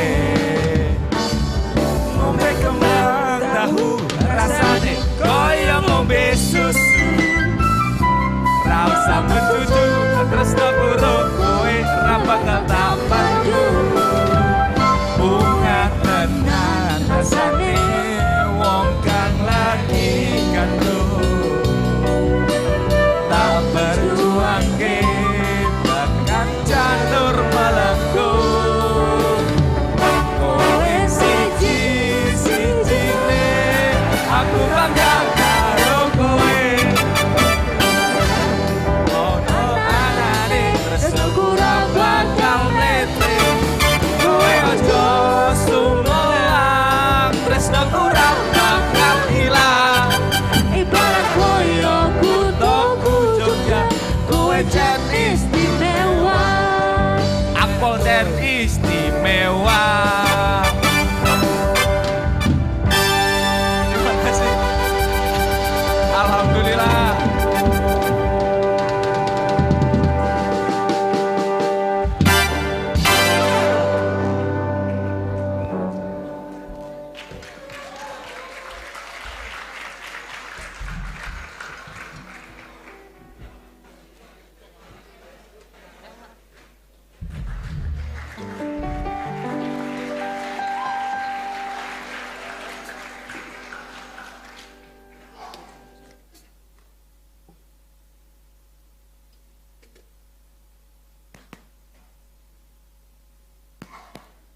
Ladies and gentlemen, we will continue with speech by our keynote speaker today, He is an eminent speaker and Police Academy graduate of 1996.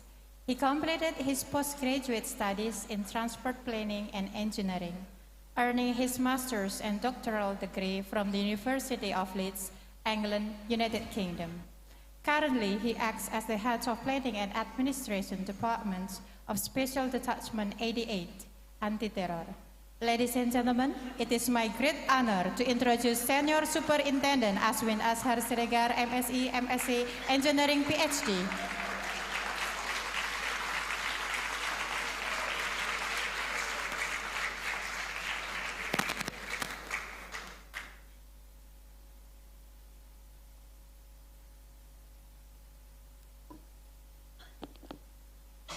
Terima kasih Mbak Wacara. Thank you very much for the Master of Ceremony. Assalamualaikum warahmatullahi wabarakatuh. Honorable the Governor of Police Academy, Inspector General Snow Senegar, Deputy or Vice. Normally, police organization use deputy rather than vice because vice is more political position. Yeah. For police, Deputy Governor of Police Academy, Brigadier General Taslim, ibu-ibu dosen from the University in Semarang, Pak Andre. Belakang ya.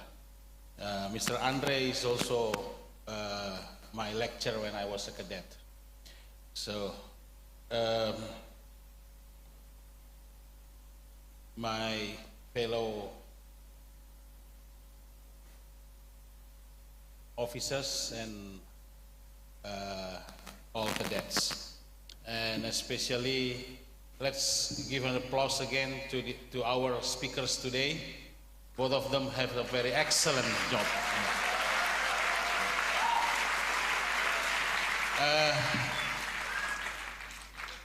Standing here is an honor for me, but it's also difficult because since the day the governor called me to give presentation or to be a keynote speaker here, I have to prepare myself very hard. It's not easy. It takes me back in time, a long time ago, yeah? A long way back when we were cadets like you here. It was old-fashioned style, where the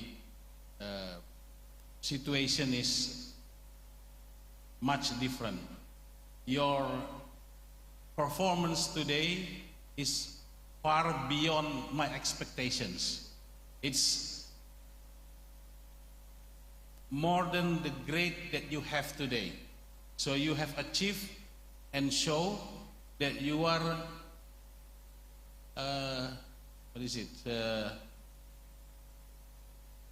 worth more than just fourth grade cadets. The performance you show today seems to be like a master's or even a PhD level. That is quite fantastic and amazing, yeah, for us. So maybe for Governor, the Governor, we have to be proud that our cadets today have a very promising future for our police organizations. My batch, 96, here ada Pak Suwarji Mantoro, Pak Eko, Pak Aldian, and maybe, is there any cadets that come from the family of 96? Huh? How many? Stand up, please, stand up. Okay, General. Okay, so actually the sign that we are older than what we think, yeah? Our son is already here. Okay. Okay. Sit up. And so let's straight to the task that I have to do today. So I'll bring three part of this presentation for us. First, to review and to give some comment of the presentation and the material that you present today. It is a promising subject that you have been discussed, but I would like us to focus in the future that the policing will change dramatically. We have witnessed the pandemic situation where the situation pushed us to the limit of policing, where the police must do something beyond their capacity. We have to be in the front, not really fighting criminal, but fighting the virus where we don't see. So this is a very challenging job. I've seen the speakers today talk about the road safety, talk about the public peace and order through the achievement of the police operation on the field. But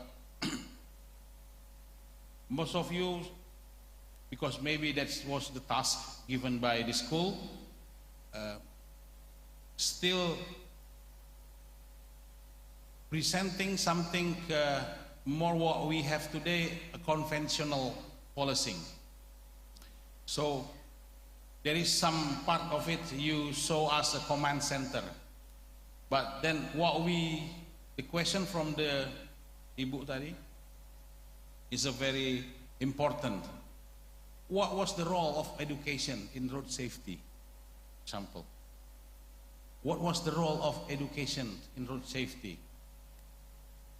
Of course, it's changing behavior. It's changing the action. It's changing the way of thinking. Education is always philosophically right. Yeah? So, within the history, the timeline of history, education is the only way that we can walk further, make a development of the society. So if you don't train, you don't learn, you don't educate well, the chance to be moved forward is very small. I'm using an example of what we see today, the social media. How actually I would like to emphasize how the social media create a peace, a conflict, a contingency situation in our life today. How police in the command center, monitoring, surveillance, tracking, yeah, for the social media that showing unrest or public interest on the subject, or from our side we have to have a branding, a police image, a positive police image, and something like that, which is important. Yeah. The same important as the normal conventional policing. The using of communication style in doing big mass tadi ya, traffic education. This is one of the key for the future. Using influencer, using what we call it a systematic education through learning that not really have a face-to-face meeting. Because in the future, face-to-face meeting or a conventional policing will be less and less.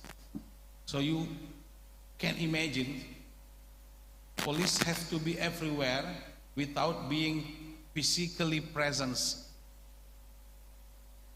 And we have to be able to do that. The presence of what we call it autonomous vehicle. By 2040, 2045, European Union has declared that the autonomous vehicle must be on the road, for example. Must be on the road. Is it the same way we do the policing? Is it the same way that the traffic police will stop the autonomous vehicle in 2045, 2050? Can we interrupt and hack the vehicle system? Is it legal by the law? So this is what we should discuss in the near future. So, Mr. Governor, Deputy, Senior Lecturer, I think we have what we call it a responsibility that our cadets today must have the ability to face the future, which is I'm going to present just now what we must face as a policeman. You are soon to be graduated. In just 4 months, like your friend said, you will be an officer on the field. So let's okay.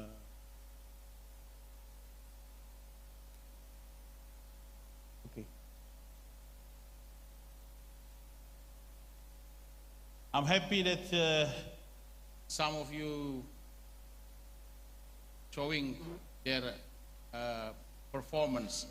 A long time ago, a cadet in front is like a robot, not really smooth and happy, just facing what we call it, just doing the activity according to the order from the senior, from the supervisors. But now I see the creativity, the way you show your creativity is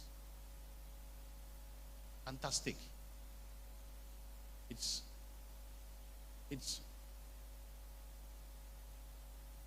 more than what I expect as a cadet. A long time ago, I asked the chief commandant battalion, the battalion commander, why must cadets grade 1, corporal at the time, cannot walk directly to the dining room? They have to go to, I don't know what we call it, a slum area or hotspot, yeah, to the hotspot. It's a discrimination, I said, yeah, it's a discrimination. But actually, better not to talk about it because after the protest to the battalion commander, I have to face many difficult situation. Yeah. So I prepare this presentation. Hopefully, will give you some insight what you are going to face after the graduation and what you are going to face in the future in 10, 20, 30 years after now. So first,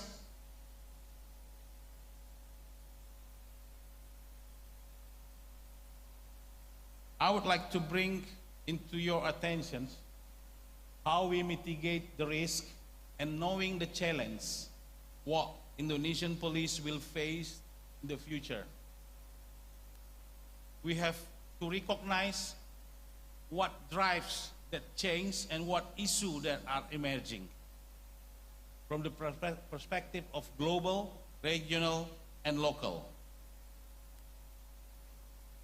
The globalization bring our country into what we call it a pseudo borderless. Yeah? It's a borderless.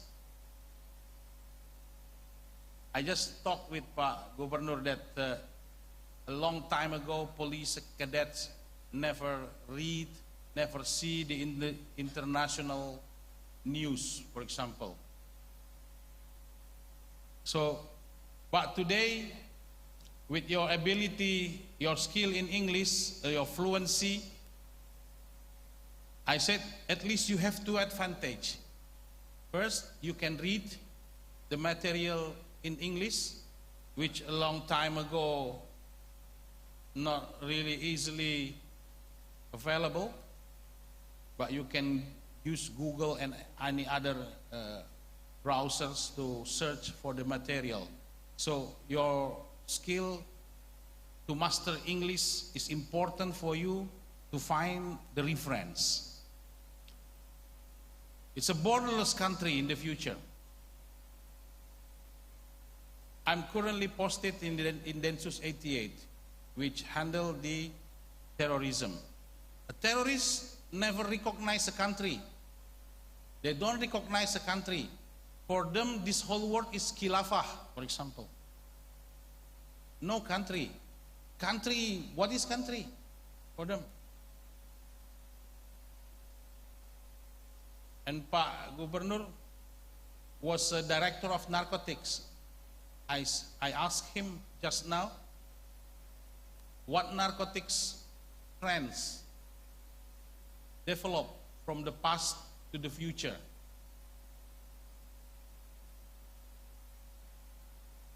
Borderless. If the criminal find this word borderless, then why should the police limit it by a jurisdiction, by an administrative border? If criminal think this world is borderless, then why police must still probably until the next 50 years think about border. But the criminal, they don't think about border. As long as it's profitable, as long as they can achieve what the goals they have, it's just a word. This is a small word for them. Assimilation of cultures and values. K-pop, yeah, Netflix, YouTube, which easily export and import the cultures between countries. The Industrial Revolution going to the 5th stage is soon, very soon. Robotic, automation, and full predictive. What we call it autonomous, autopilot, self-develop. We are on the edge of the 4th stage, where the computer and machine is still on our hand. But believe me, soon the 5th grade will come. What they call it digital, what they call it cyber, what they call it artificial intelligence, this will come soon. So this is what you face soon, very soon, within 1, 2, 3, 5 years from now. As a police officers on the field, first line, you have to face this. The situation, probably we are very common with the abbreviation of VUCA, volatility, uncertainty, but there are also what they call it bunny, a brittle, fragile, yeah? fragile, disunited. People not really think about the whole country. People think about their self, their group, their small group of family, group of interest. Anxiety, non-linear. We have seen a big data transformation from the IoT. Everything that we do conventionally, at the moment, they are trying to digitalize it. Walking, running, breathing, heartbeat, everything that we used to understand it conventionally, it's now changed into big data. But how we understand the big data? Because it's too complicated and it's too big. We have seen this, how in the last few months people talking about the result of election. People talking about the system inside. People talking about do we still have a chance in the future to change and to develop new election system that can be better than this? That's what people think. This leads us to the survival situation.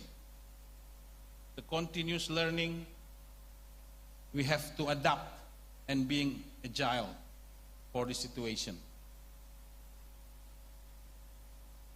So, let's see, in short, some of the situation, the global pandemic, the climate change. The climate change is not a dream, it's a real. It's a real. I asked today with my friend Pak Bagus, is in the bedroom of Cadet there is air condition, I said. Should we think to provide in the future that every bedroom or study room of Cadets using air conditions? That leads us to this discussion. Yeah? The climate change, the economic crisis, the cyberspace, the outer space, the geopolitical crisis, the terrorism.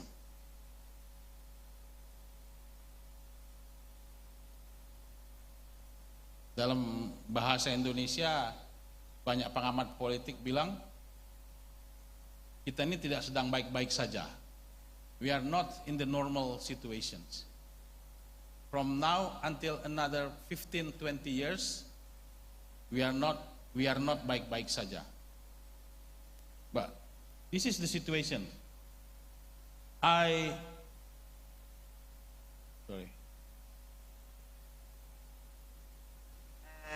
Zulkarnain was a subject to the person of consolidated list, which was known as a very, very dangerous person globally and of course locally here in Indonesia. We continue further investigation until we want to crack down all the network.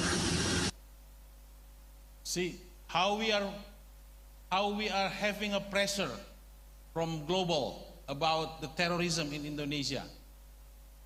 They are asking us, requesting us to suppress this issue in Indonesia because it's affect regional, it's affect globally. This video was a successful arrest of Zulkarnain, one of the member of GI that involved in the Bali bombing 1 and 2. So he was hiding 15 to 18 years. Not hiding actually, someone hid him. Someone helped him to be hidden. So International is pushing us to crack down this network.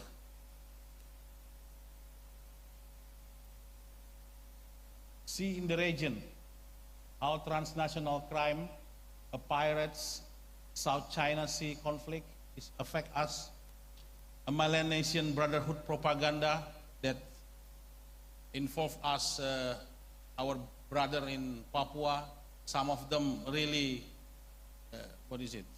affected by this propaganda, Melanesian Brotherhood. You will be posted somewhere in Indonesia, maybe close to this problem, yeah? Pirates and illegal sea activities, a transnational crime. Maybe if you are posted in Papua, you will face this, what we call it, Melanesian Brotherhood propaganda, or Papua Freedom Movement, OPM.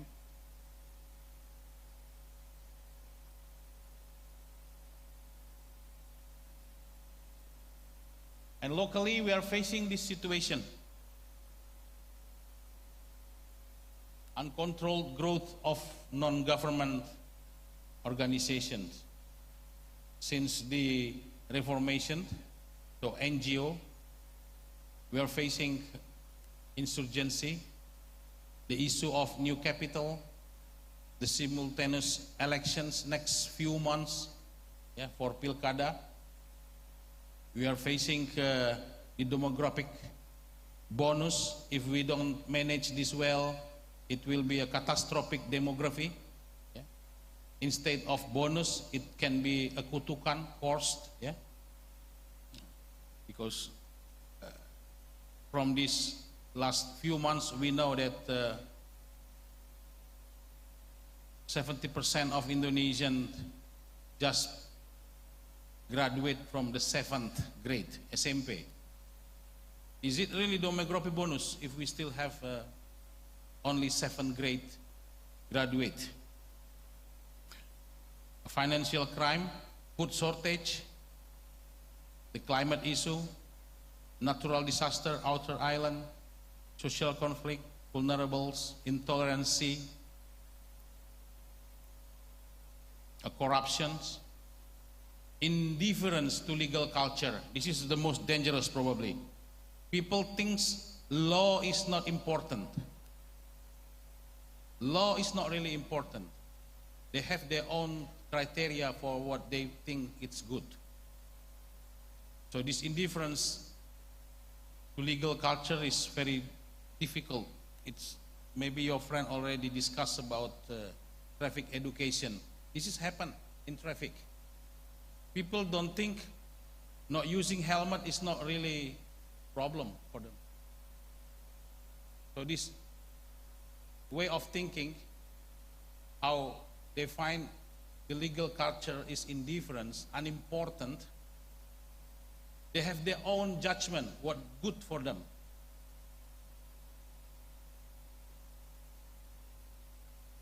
So this is the situation. And then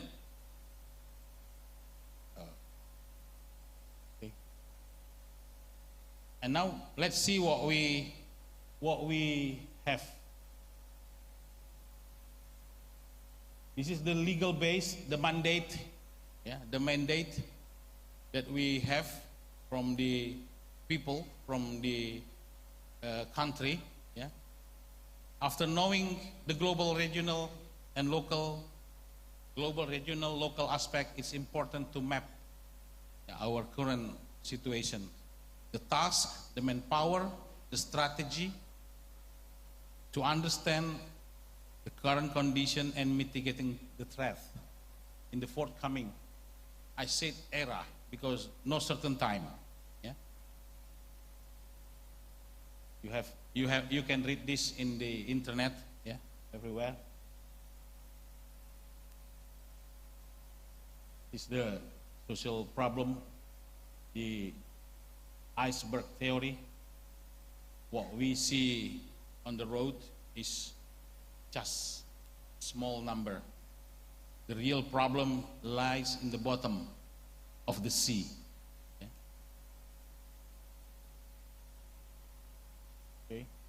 Let's see the public trust. September 2022 was the very lowest, 56%. November is 22. November 22 is 60.5%. So it's a very difficult task to bring this trust into the current level. We are aiming to receive 80 to 90% of public trust, like other police organizations in developed country.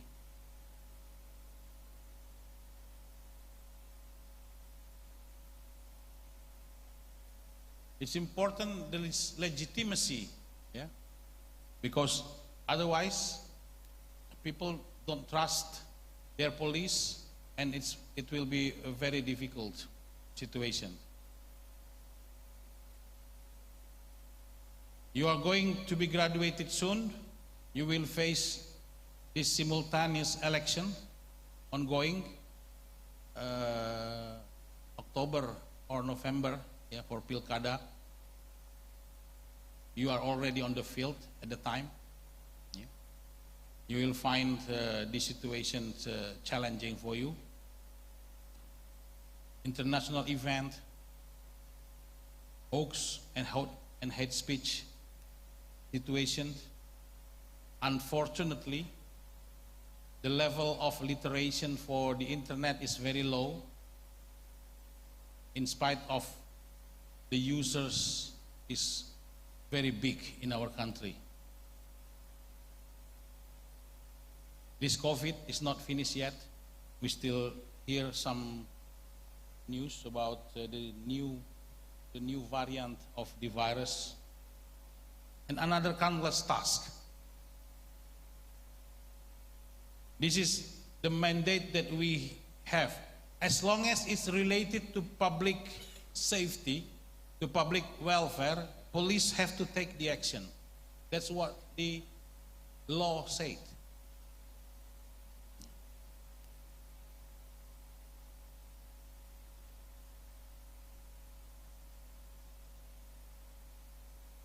So, I will focus on the question number 3.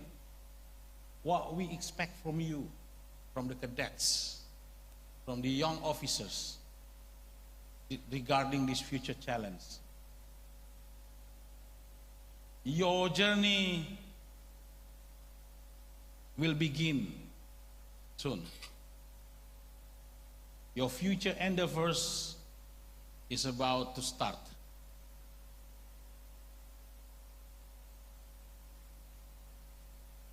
In regards to what we call earlier the global challenge and the present conditions of police, we move on to the plot of megatrends. Megatrends, autonomous vehicle, alternative energy, it's a megatrends. What policing program related to this situation, to the operational and police functions, alongside with our developing conditions? We are not yet developed. Yeah? We are still in the developing conditions to improve the effectiveness and efficiency in doing our everyday job.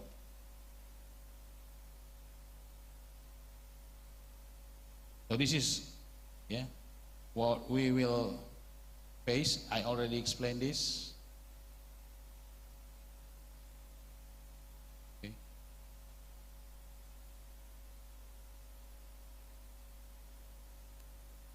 Hopefully, you understand well the concept of precision. Yeah? You still have a chance, yeah, before you are joining the forces, the organizations, to understand well what predictive mean in the policing, what the responsibility, what the transparency. This is the strategy that emphasizing on preemptive and preventive aspects of policing. So hard approach is the last resort in the future. We must focus on the preemptive and preventive aspects of policing. So your presentation today about traffic education, about the Samapta patrol, is closely related to what we expect your role in the future. But you must do it in this digital environment. Okay? You must do it in this dynamic situation where viral, trending determine what the response. No viral, no justice. To get the attentions, get to be trending. That's the situation. So, smart policing, less contact with the community, but with a big impact to the public order and peace. Less contact, less meeting, but bigger impact and bigger positive benefit to the community. That's why Presisi become the key foundations from few years ago, yeah, and to the future as an operational action in the facing challenge. Read the book written by Pak Kapolri, the report written by Pak Kabar Eskrim in the early stage of Presisi. I think soon this Presisi will be upgraded into, like, I don't know, Presisi 2.0, Presisi 3.0 soon, especially after this new government is elected.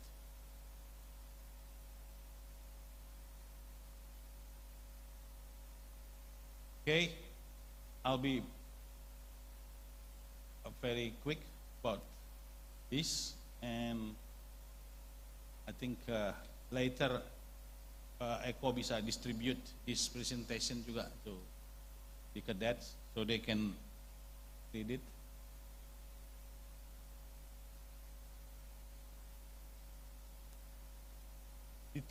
So let's get back to our main duty.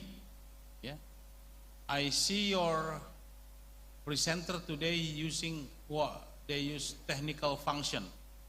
Actually, that's not a police terminology. It's just a translation of fungsi teknis.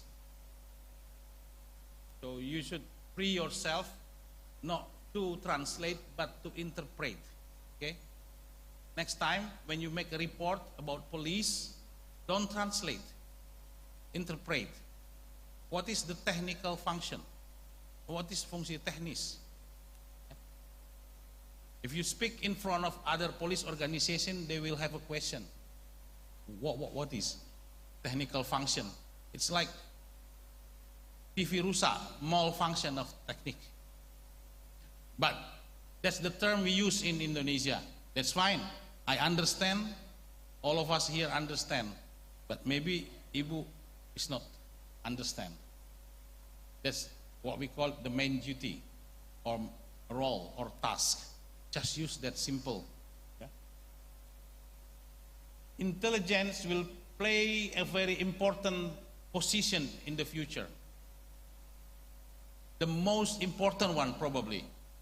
Detecting as early as possible, predicting what will happen, suggesting the leader decision to face the situation.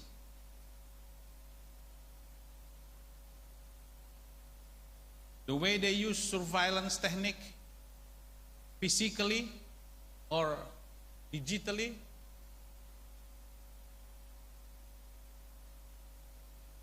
maybe you have heard a protest in Hong Kong that actually triggered by one post in the Twitter. Yeah? The protest in Hong Kong 2 years ago, yeah, before during the pandemic, was triggered just by one Twitter post about the police in not professional action.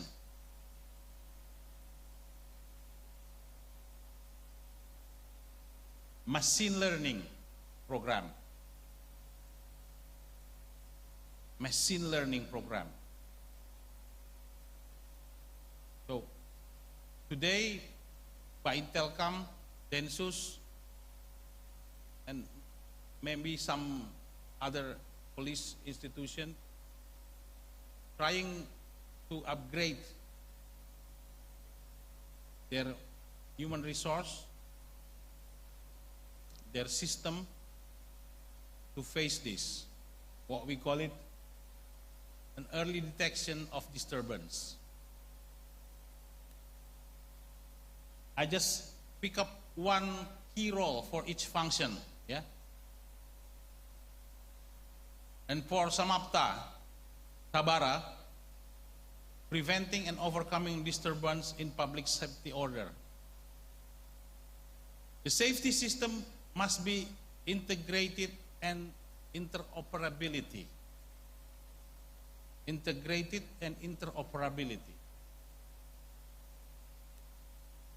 How to use the power of BRIMOP, for example. How to use the power of Densus by the local police. By the local police. Building a smart command center from the headquarters, maybe until Polres at least. Using a technological advantage when on duty. Yeah? Using a surveillance camera, using, I don't know, something like robotic drone, using AI. Yeah? All these big data, very important for Samapta, because they are the one who go on the road, on the field, for preventing and overcoming what we call disturbance, gangguan kamtipmas.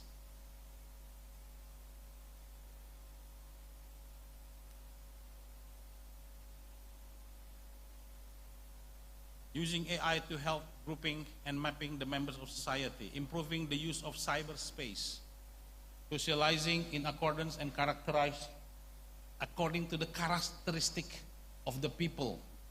Okay? Giving a particular space for people to freely express and communicate with the police.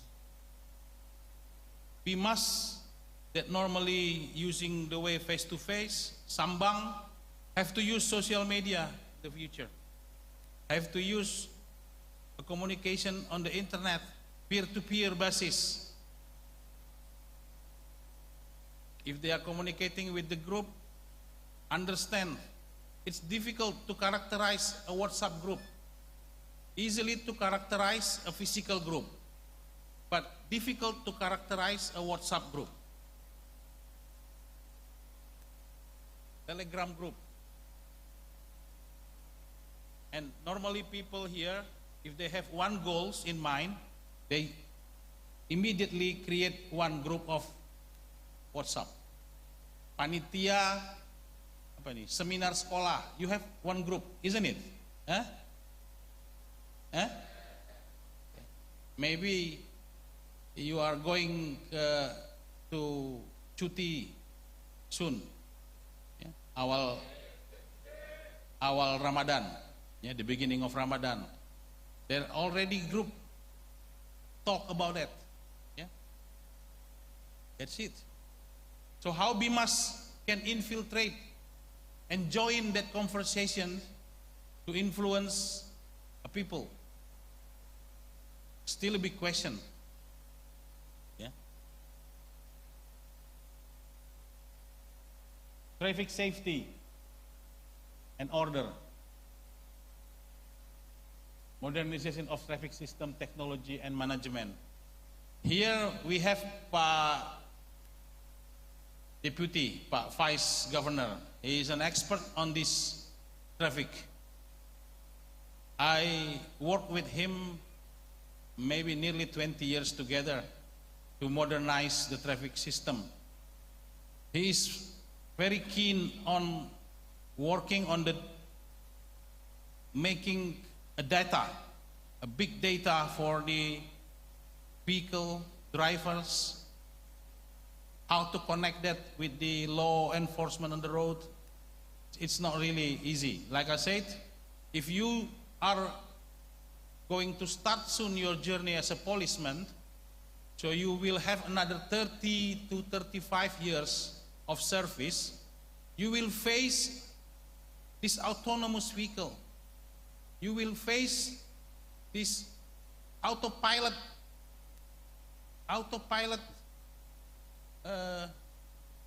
motorcycles or car. Autopilot. So how you are going to prepare the law enforcement against this one?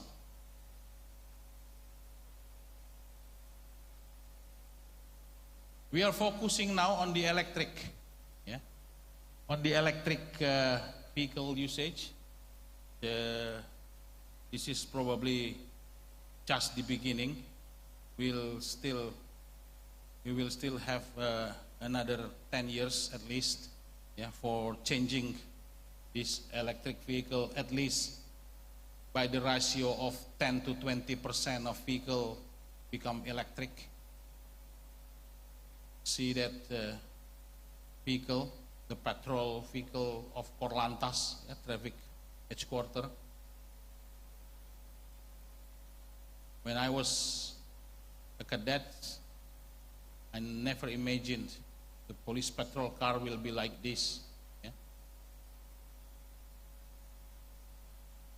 Science-based investigation, upholding transparency and equality before the law, implementing the using of e-management penyidikan, mapping for new form of crimes,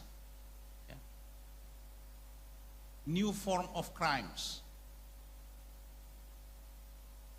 During the pandemic, we see how people, criminal, using the situation by making a fake formula, by making a hoax, by making a fake certificate of vaccination. So, we will face this again,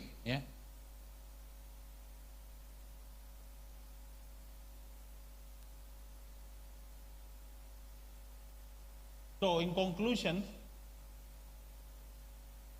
modern policing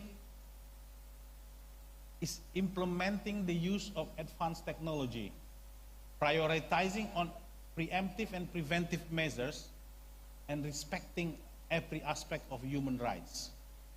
This is a very general conclusion.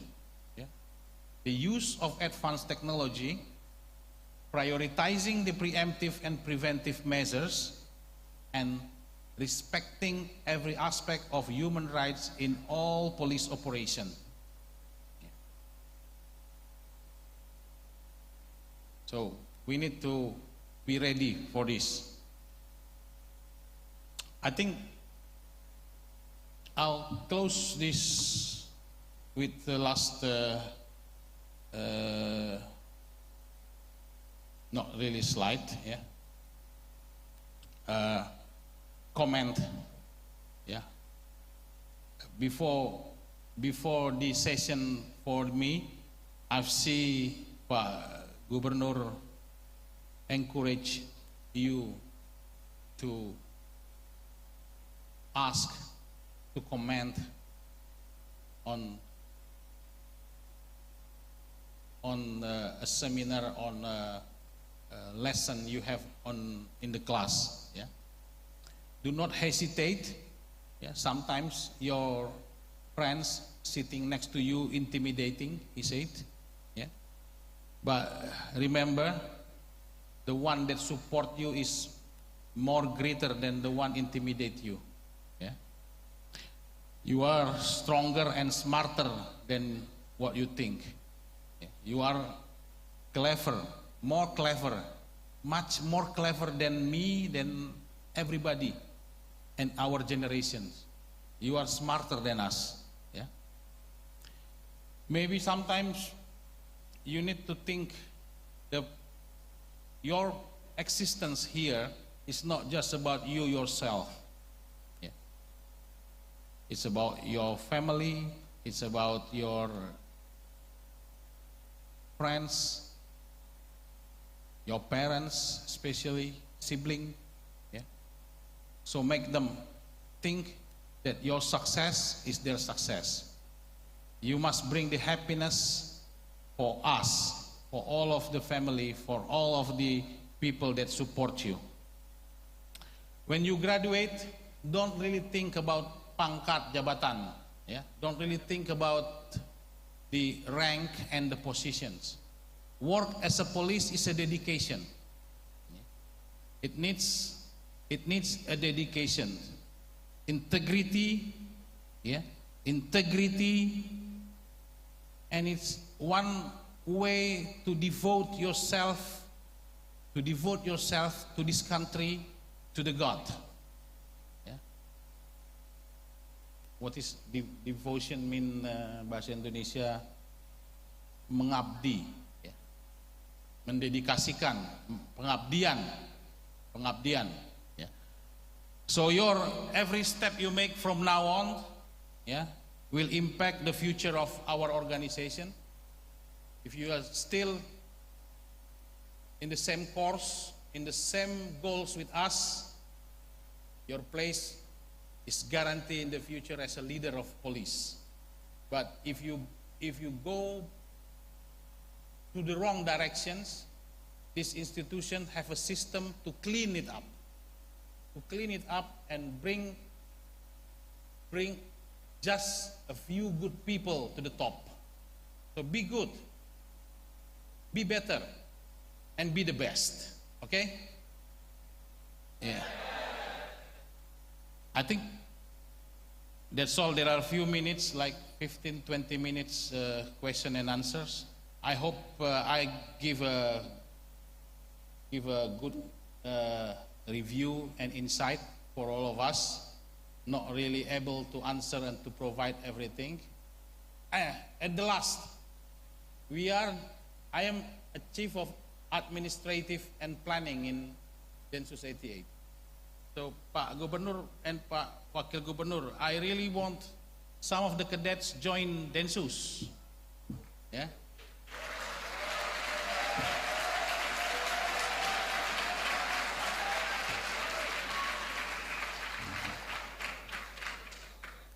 Maybe if I ask, raise your hand, who wants to join to Densus?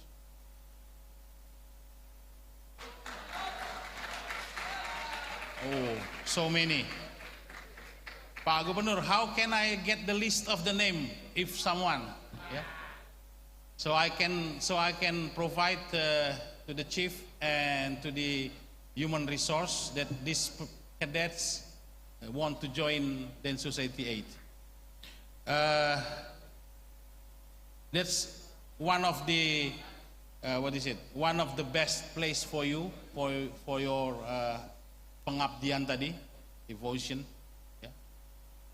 Of course, the same everywhere in our organizations, but that really need for you to overcome a challenge, yeah, to improve your skill and knowledge that are specific to the counter-terrorism. That really, I say, will make you a special. Yeah? Will make you a special if you can join the Special Detachment 88. I really invite and encourage you to write or to list your name to Pak Gubernur or to Pak Wakil Gubernur and later I can discuss this with the SDM, human resource, that we need this batch. What's the name batch? Satya Dharma? Satya Dharma, yeah. Huh? That some of you can join Densus 88. That's from me, that's all. Thank you very much. May God bless us. Assalamualaikum warahmatullahi wabarakatuh.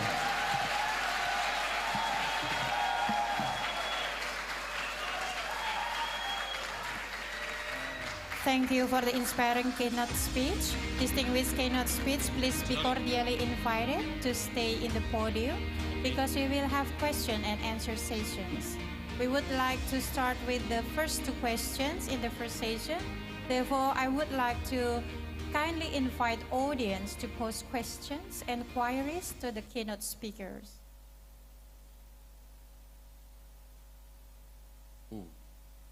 Jangan banyak-banyak.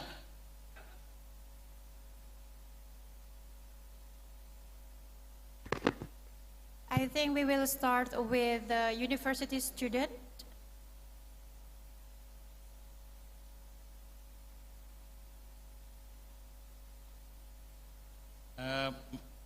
MC, I think if you allow, I can directly answer. Yeah. So, okay.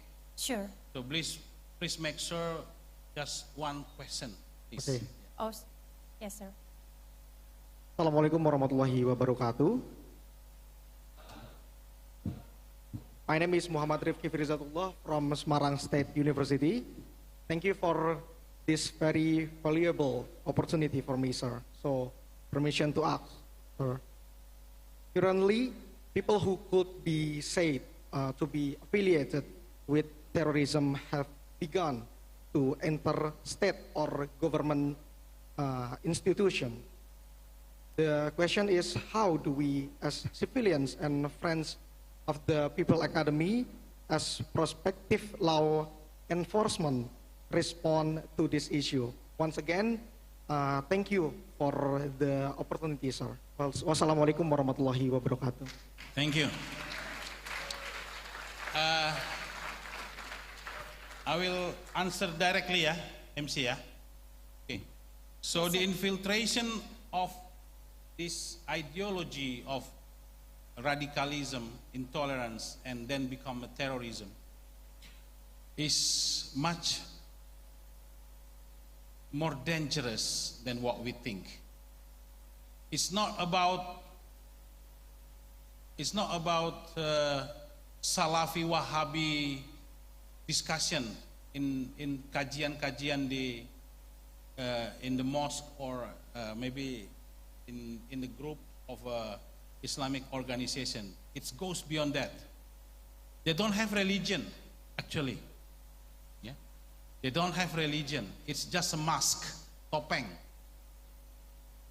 So the infiltrations goes to the idea, the infiltration to the state institutions, yeah, to the state-owned company, the infiltration to the community, yeah, using internet, social media has been in effect like 15 to 20 years ago. Yeah. I think in the police academy we have to give normally I call it dialog kebangsaan, what we call it the nation's dialogue. Yeah. The chance for the cadet, yeah, to be involved in this dialogue, yeah, how we can face and solve the problem of this infiltration of ideology through social media, through person-to-person's approach, because they are not far from us. They are not far from us. Some of them camouflage. So, thank you for these questions. But I said we have law number 5, 2018, that equipped the police, giving the authority to prevent as early as possible. That's what we call preemptive strike. We are using a power of law to stop them in their head. Using the power of law to stop the criminal while it's still in the head.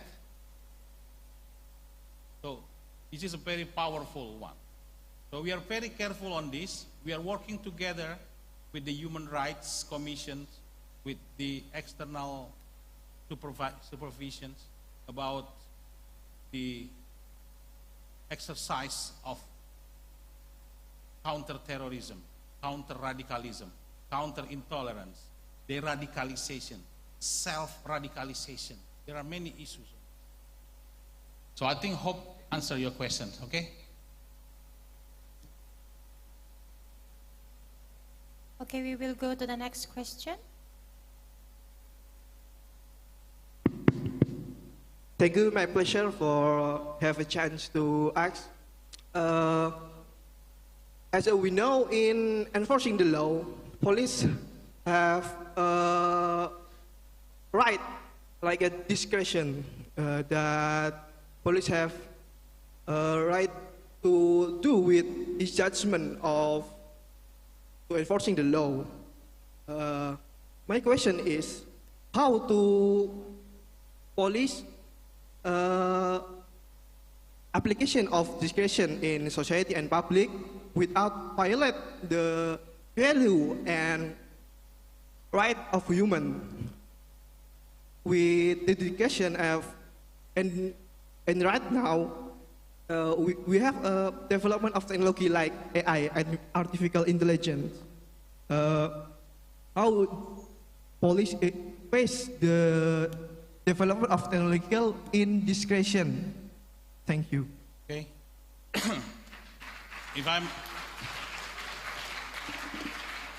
If I understand well, the questions is how you use the police power without violate the human rights. There are many regulations about this. Yeah? There are many regulations about this, about using a power from the very soft one, just by verbal, to the very hard one, that killing or taking the life of the perpetrator or the criminal, that then endangers the other people's life. We will not talk about it because that's part of the kuliah or lecture here.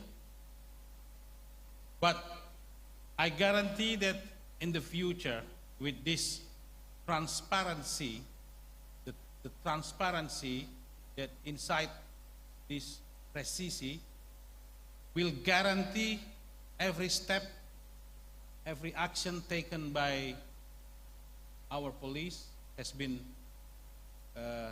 well prepared, well trained, well skilled, according to the law, respect the human right, everything. I think I will not answer that, okay? Because it's part of the lecture. That's, I think, or let's say I already give you the answer actually, but the detail you can discuss with the cadets here. They know how human rights issue is part of the current police task and duty. Okay? Thank you.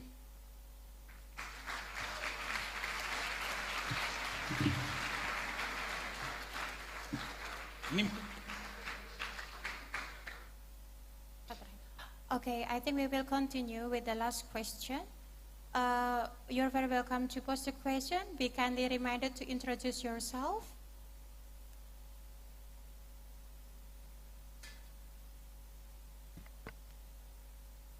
Good evening, sir. Let me introduce myself. My name is Davasawa Pradana, academic number 20031. So on this occasion, I would like to have a question about the terrorism. So as we know that the terrorism has undergone several of evolutions, and also in the society of 5.0 with big data, IoT, and also artificial intelligence, everything can be gained fastly and widespreadly because it is a borderless countries as what the lecture says. And this will gain a profit and also loss, not also for us, Indonesia, but also the globalization in the countries. And it will affect the vision of Indonesia Emas 2045. So my question is, how was the evolution of the society 5.0 influence the tactics, recruitment methods, and global reach of terrorist organization in Indonesia? And the most important one is, how was us as the next generation of police on that era, the responsible one on 2045, on preventing this terrorism catastrophe? Thank you. Okay.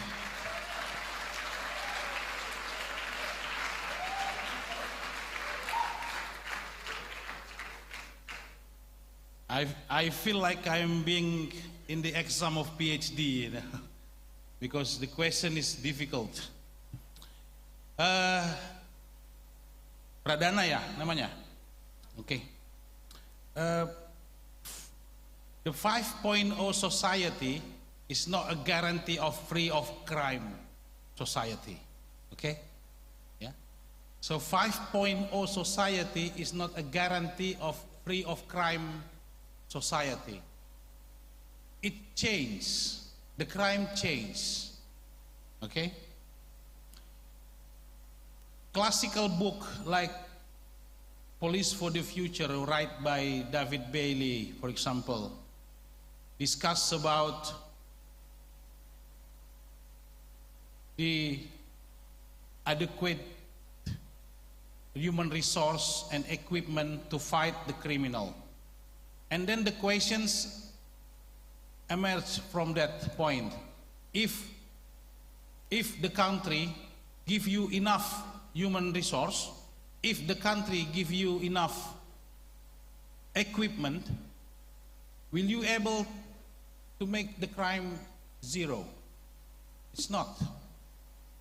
That's the same.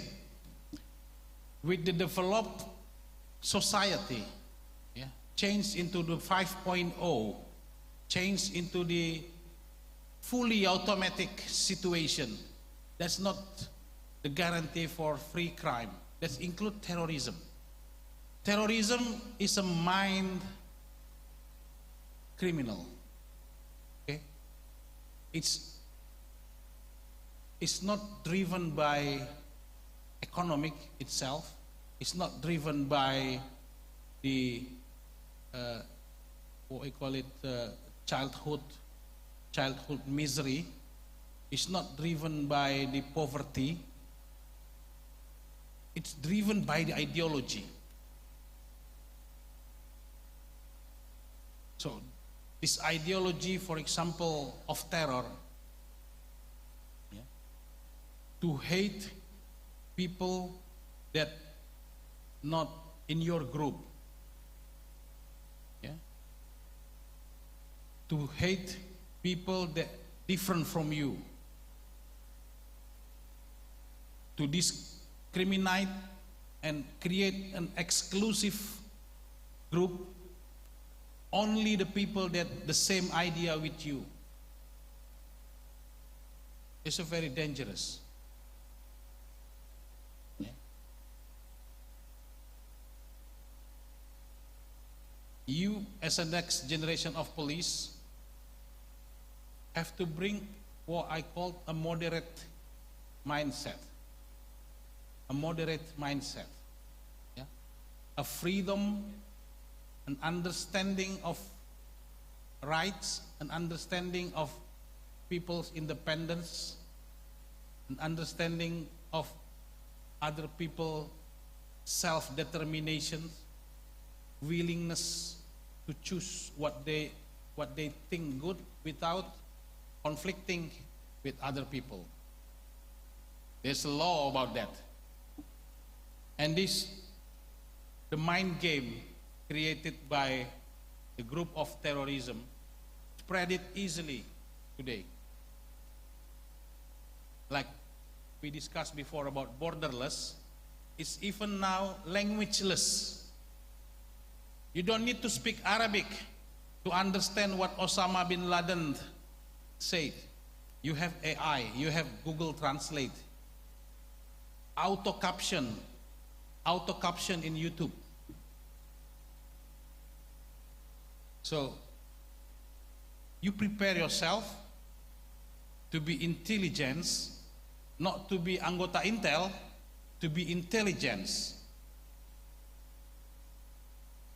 Sensitive to the issues in the place where you are posted. Sensitive to the community needs. Sensitive to the changing, the dynamic of the community. That's help us. In Densus, we structuralize, let's say. We make this thing in structure. But outside Densus, of course, we have this idea spread all over the police, to be sensitive, to be moderate, to be... But in Densus 88, we make it a structure. So we have people who surveillance, we have people who detect the social media, we have people who analyze the content in the YouTube, in the video, transmitting peer-to-peer, transmitting or broadcasting in the live in the Facebook, for example, because it's easy to find how to self-radicalized material. There is one title, they call it, "Make a Bomb from Your Mother Kitchen." Example. Make a bomb from your mother's kitchen. It's not easy, it's not difficult to make a bomb. That's the propaganda. You can use nail polisher, you can use salt, you can use cleaner and everything, and then they just make a video and spread it and say the title is "Make the Bombs from Your Mother's Kitchen." I will not answer what you have to do. I will just explain what the situation is. You determine what you have to do as a new generation, as the next generation of this institution of the police. How to keep our people, community safe from what we call it, the spreading, the propaganda of terrorism, the propaganda of radicalism and intolerance. You determine yourself. Prepare yourself to have this knowledge, to be sensitive, to be able to understand the situation around the community, because sometimes they are hidden, undetected, camouflage. If you want to be part of that job, then you have to be member of Densus 88. But otherwise, it's what we call it, you prepare yourself. I just described the future situation. Okay? Hope I answer your questions. I think if Pak Gubernur allow me to step down, because it's 12 o'clock, I still have to go by road to Jakarta. I will excuse myself from this podium, and your questions can be posted through panitia nanti. Izin MC, if there is a question to be posted written, yes, sir. Please give a chance to answer by written questions. But for now, it's 12 o'clock, and if you, the committee, allow me to step down, I will finish my session. Okay? Thank you, sir. Okay. General, atau ada satu pertanyaan lagi? Cukup. Siap. Thank you, Commander. Oke ya. Siap. Terima kasih.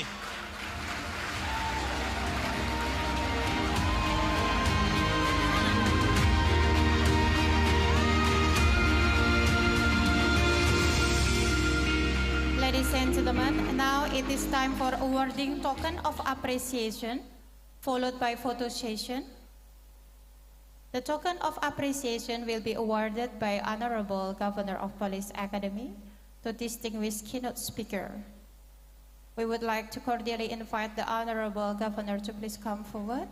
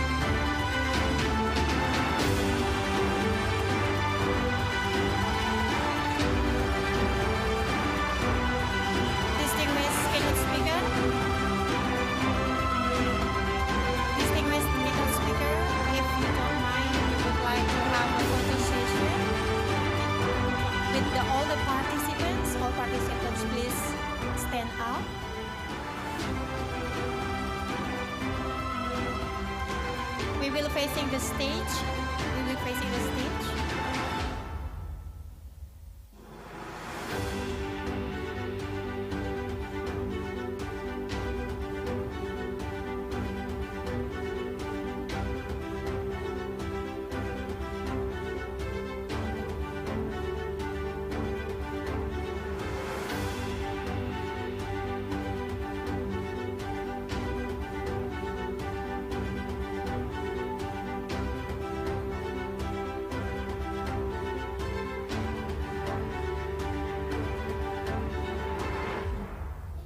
Permission General, the first pose is attention pose. Permission General, 1. Permission General, the first pose is attention pose. Permission General, 1, 2, 3. The second pose is command pose. Permission General, 1, 2, 3. And the last pose is presisi pose. Permission General, 1, 2, 3. Thank you, General.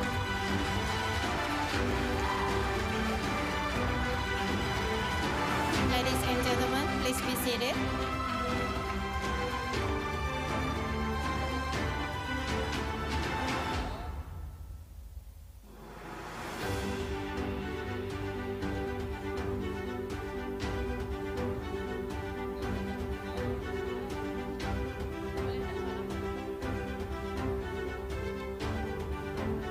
Ladies and gentlemen, please be kindly seated.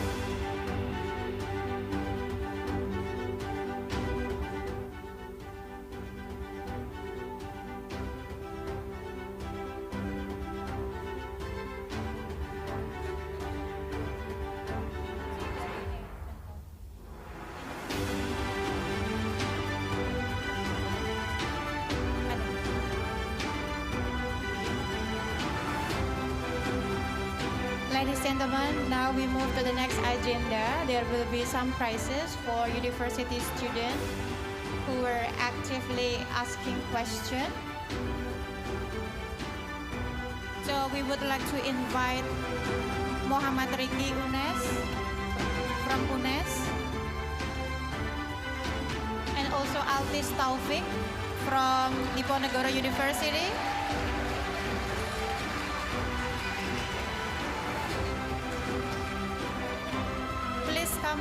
to the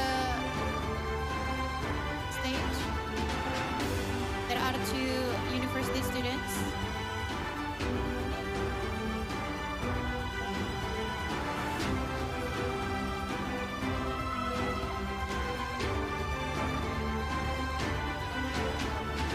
My apology. Ladies and gentlemen, can please be seated.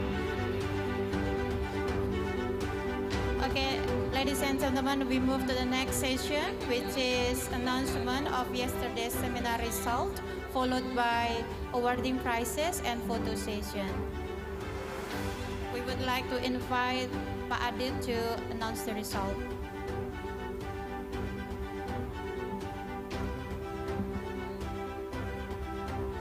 In the name of Allah, the Beneficent, the Merciful. On this joyful occasion, please allow me to cordially announce the result of Bilingual School Seminar conducted by 55 Detachment Cadets, Satya, Dharma Battalion, carried out on Wednesday, 6 March 2024. And we are going to start from the 5th place to the first one as the champion. And here we go, the 5th place, achieving 75.89 score, is the team of Criminal Investigation Division.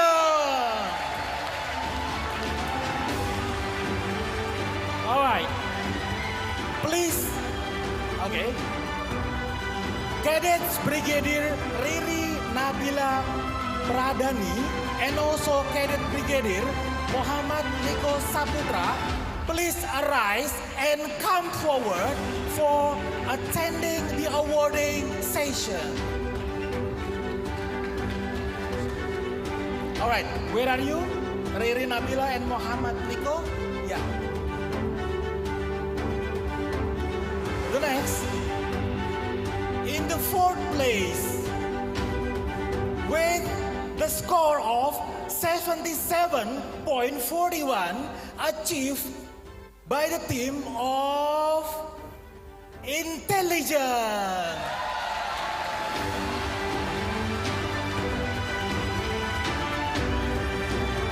Cadets Brigadier Yosef Putra Sudibyo and also Cadet Brigadier M. Fajri Hidayat, please arise and join them for awarding session.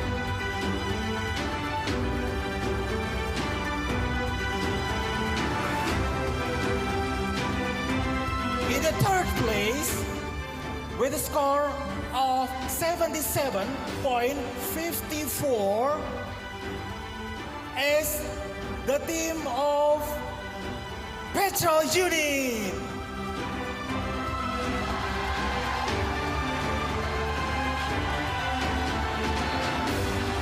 Cadets Brigadier Asyril Rifai and also Cadets Brigadier Iputu Satya Mahotama Putrawan, please arise and join them.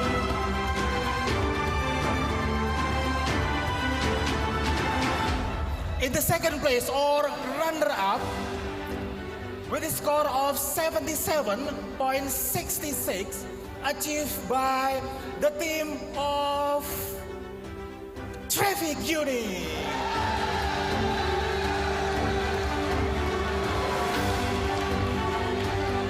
Cadets Brigadier Nurindri Erika Mutmainina and also Cadets Brigadier Prima Adnan Shafi'i, please arise and join them. Eventually, let's welcome to the champion with the score of 75.00 achieved by Social Development Team. Cadets Brigadier Steven Timanta and also Dimas Darmawan, please arise and join them for awarding session. For the prize awarding, we would like to cordially invite the Honorable Police Inspector General Krisno Haloman Siregar SIK MH,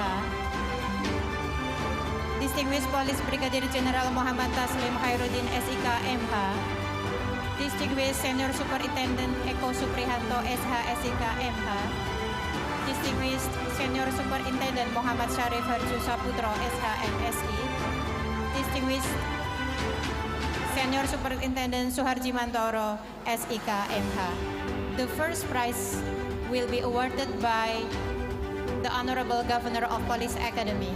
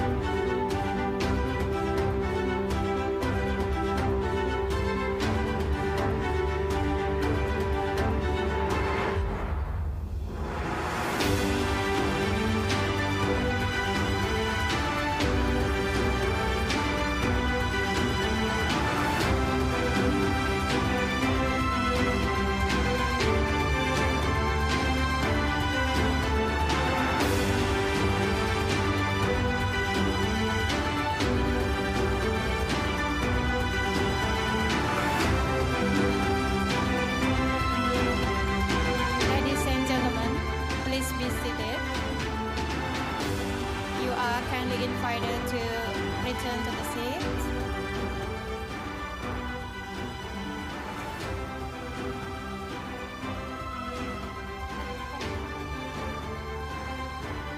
Ladies and gentlemen,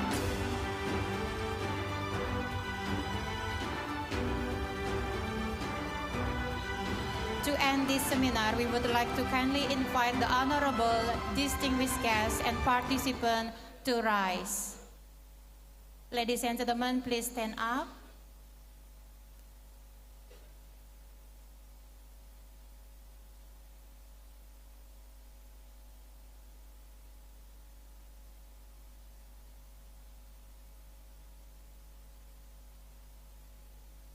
Singing Bagimu Negeri.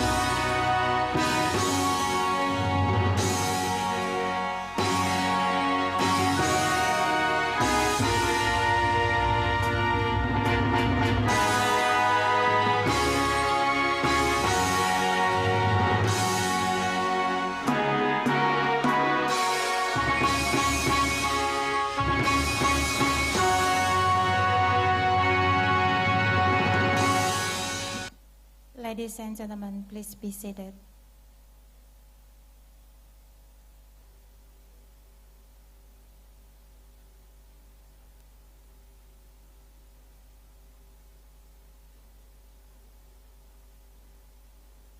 Ladies and gentlemen, that is the end of our seminar today. On behalf of the organizing committee, we would like to express our deepest gratitude and highest appreciation for your fine attention and active participation. Thank you so much and have a nice day. Wassalamualaikum warahmatullahi wabarakatuh.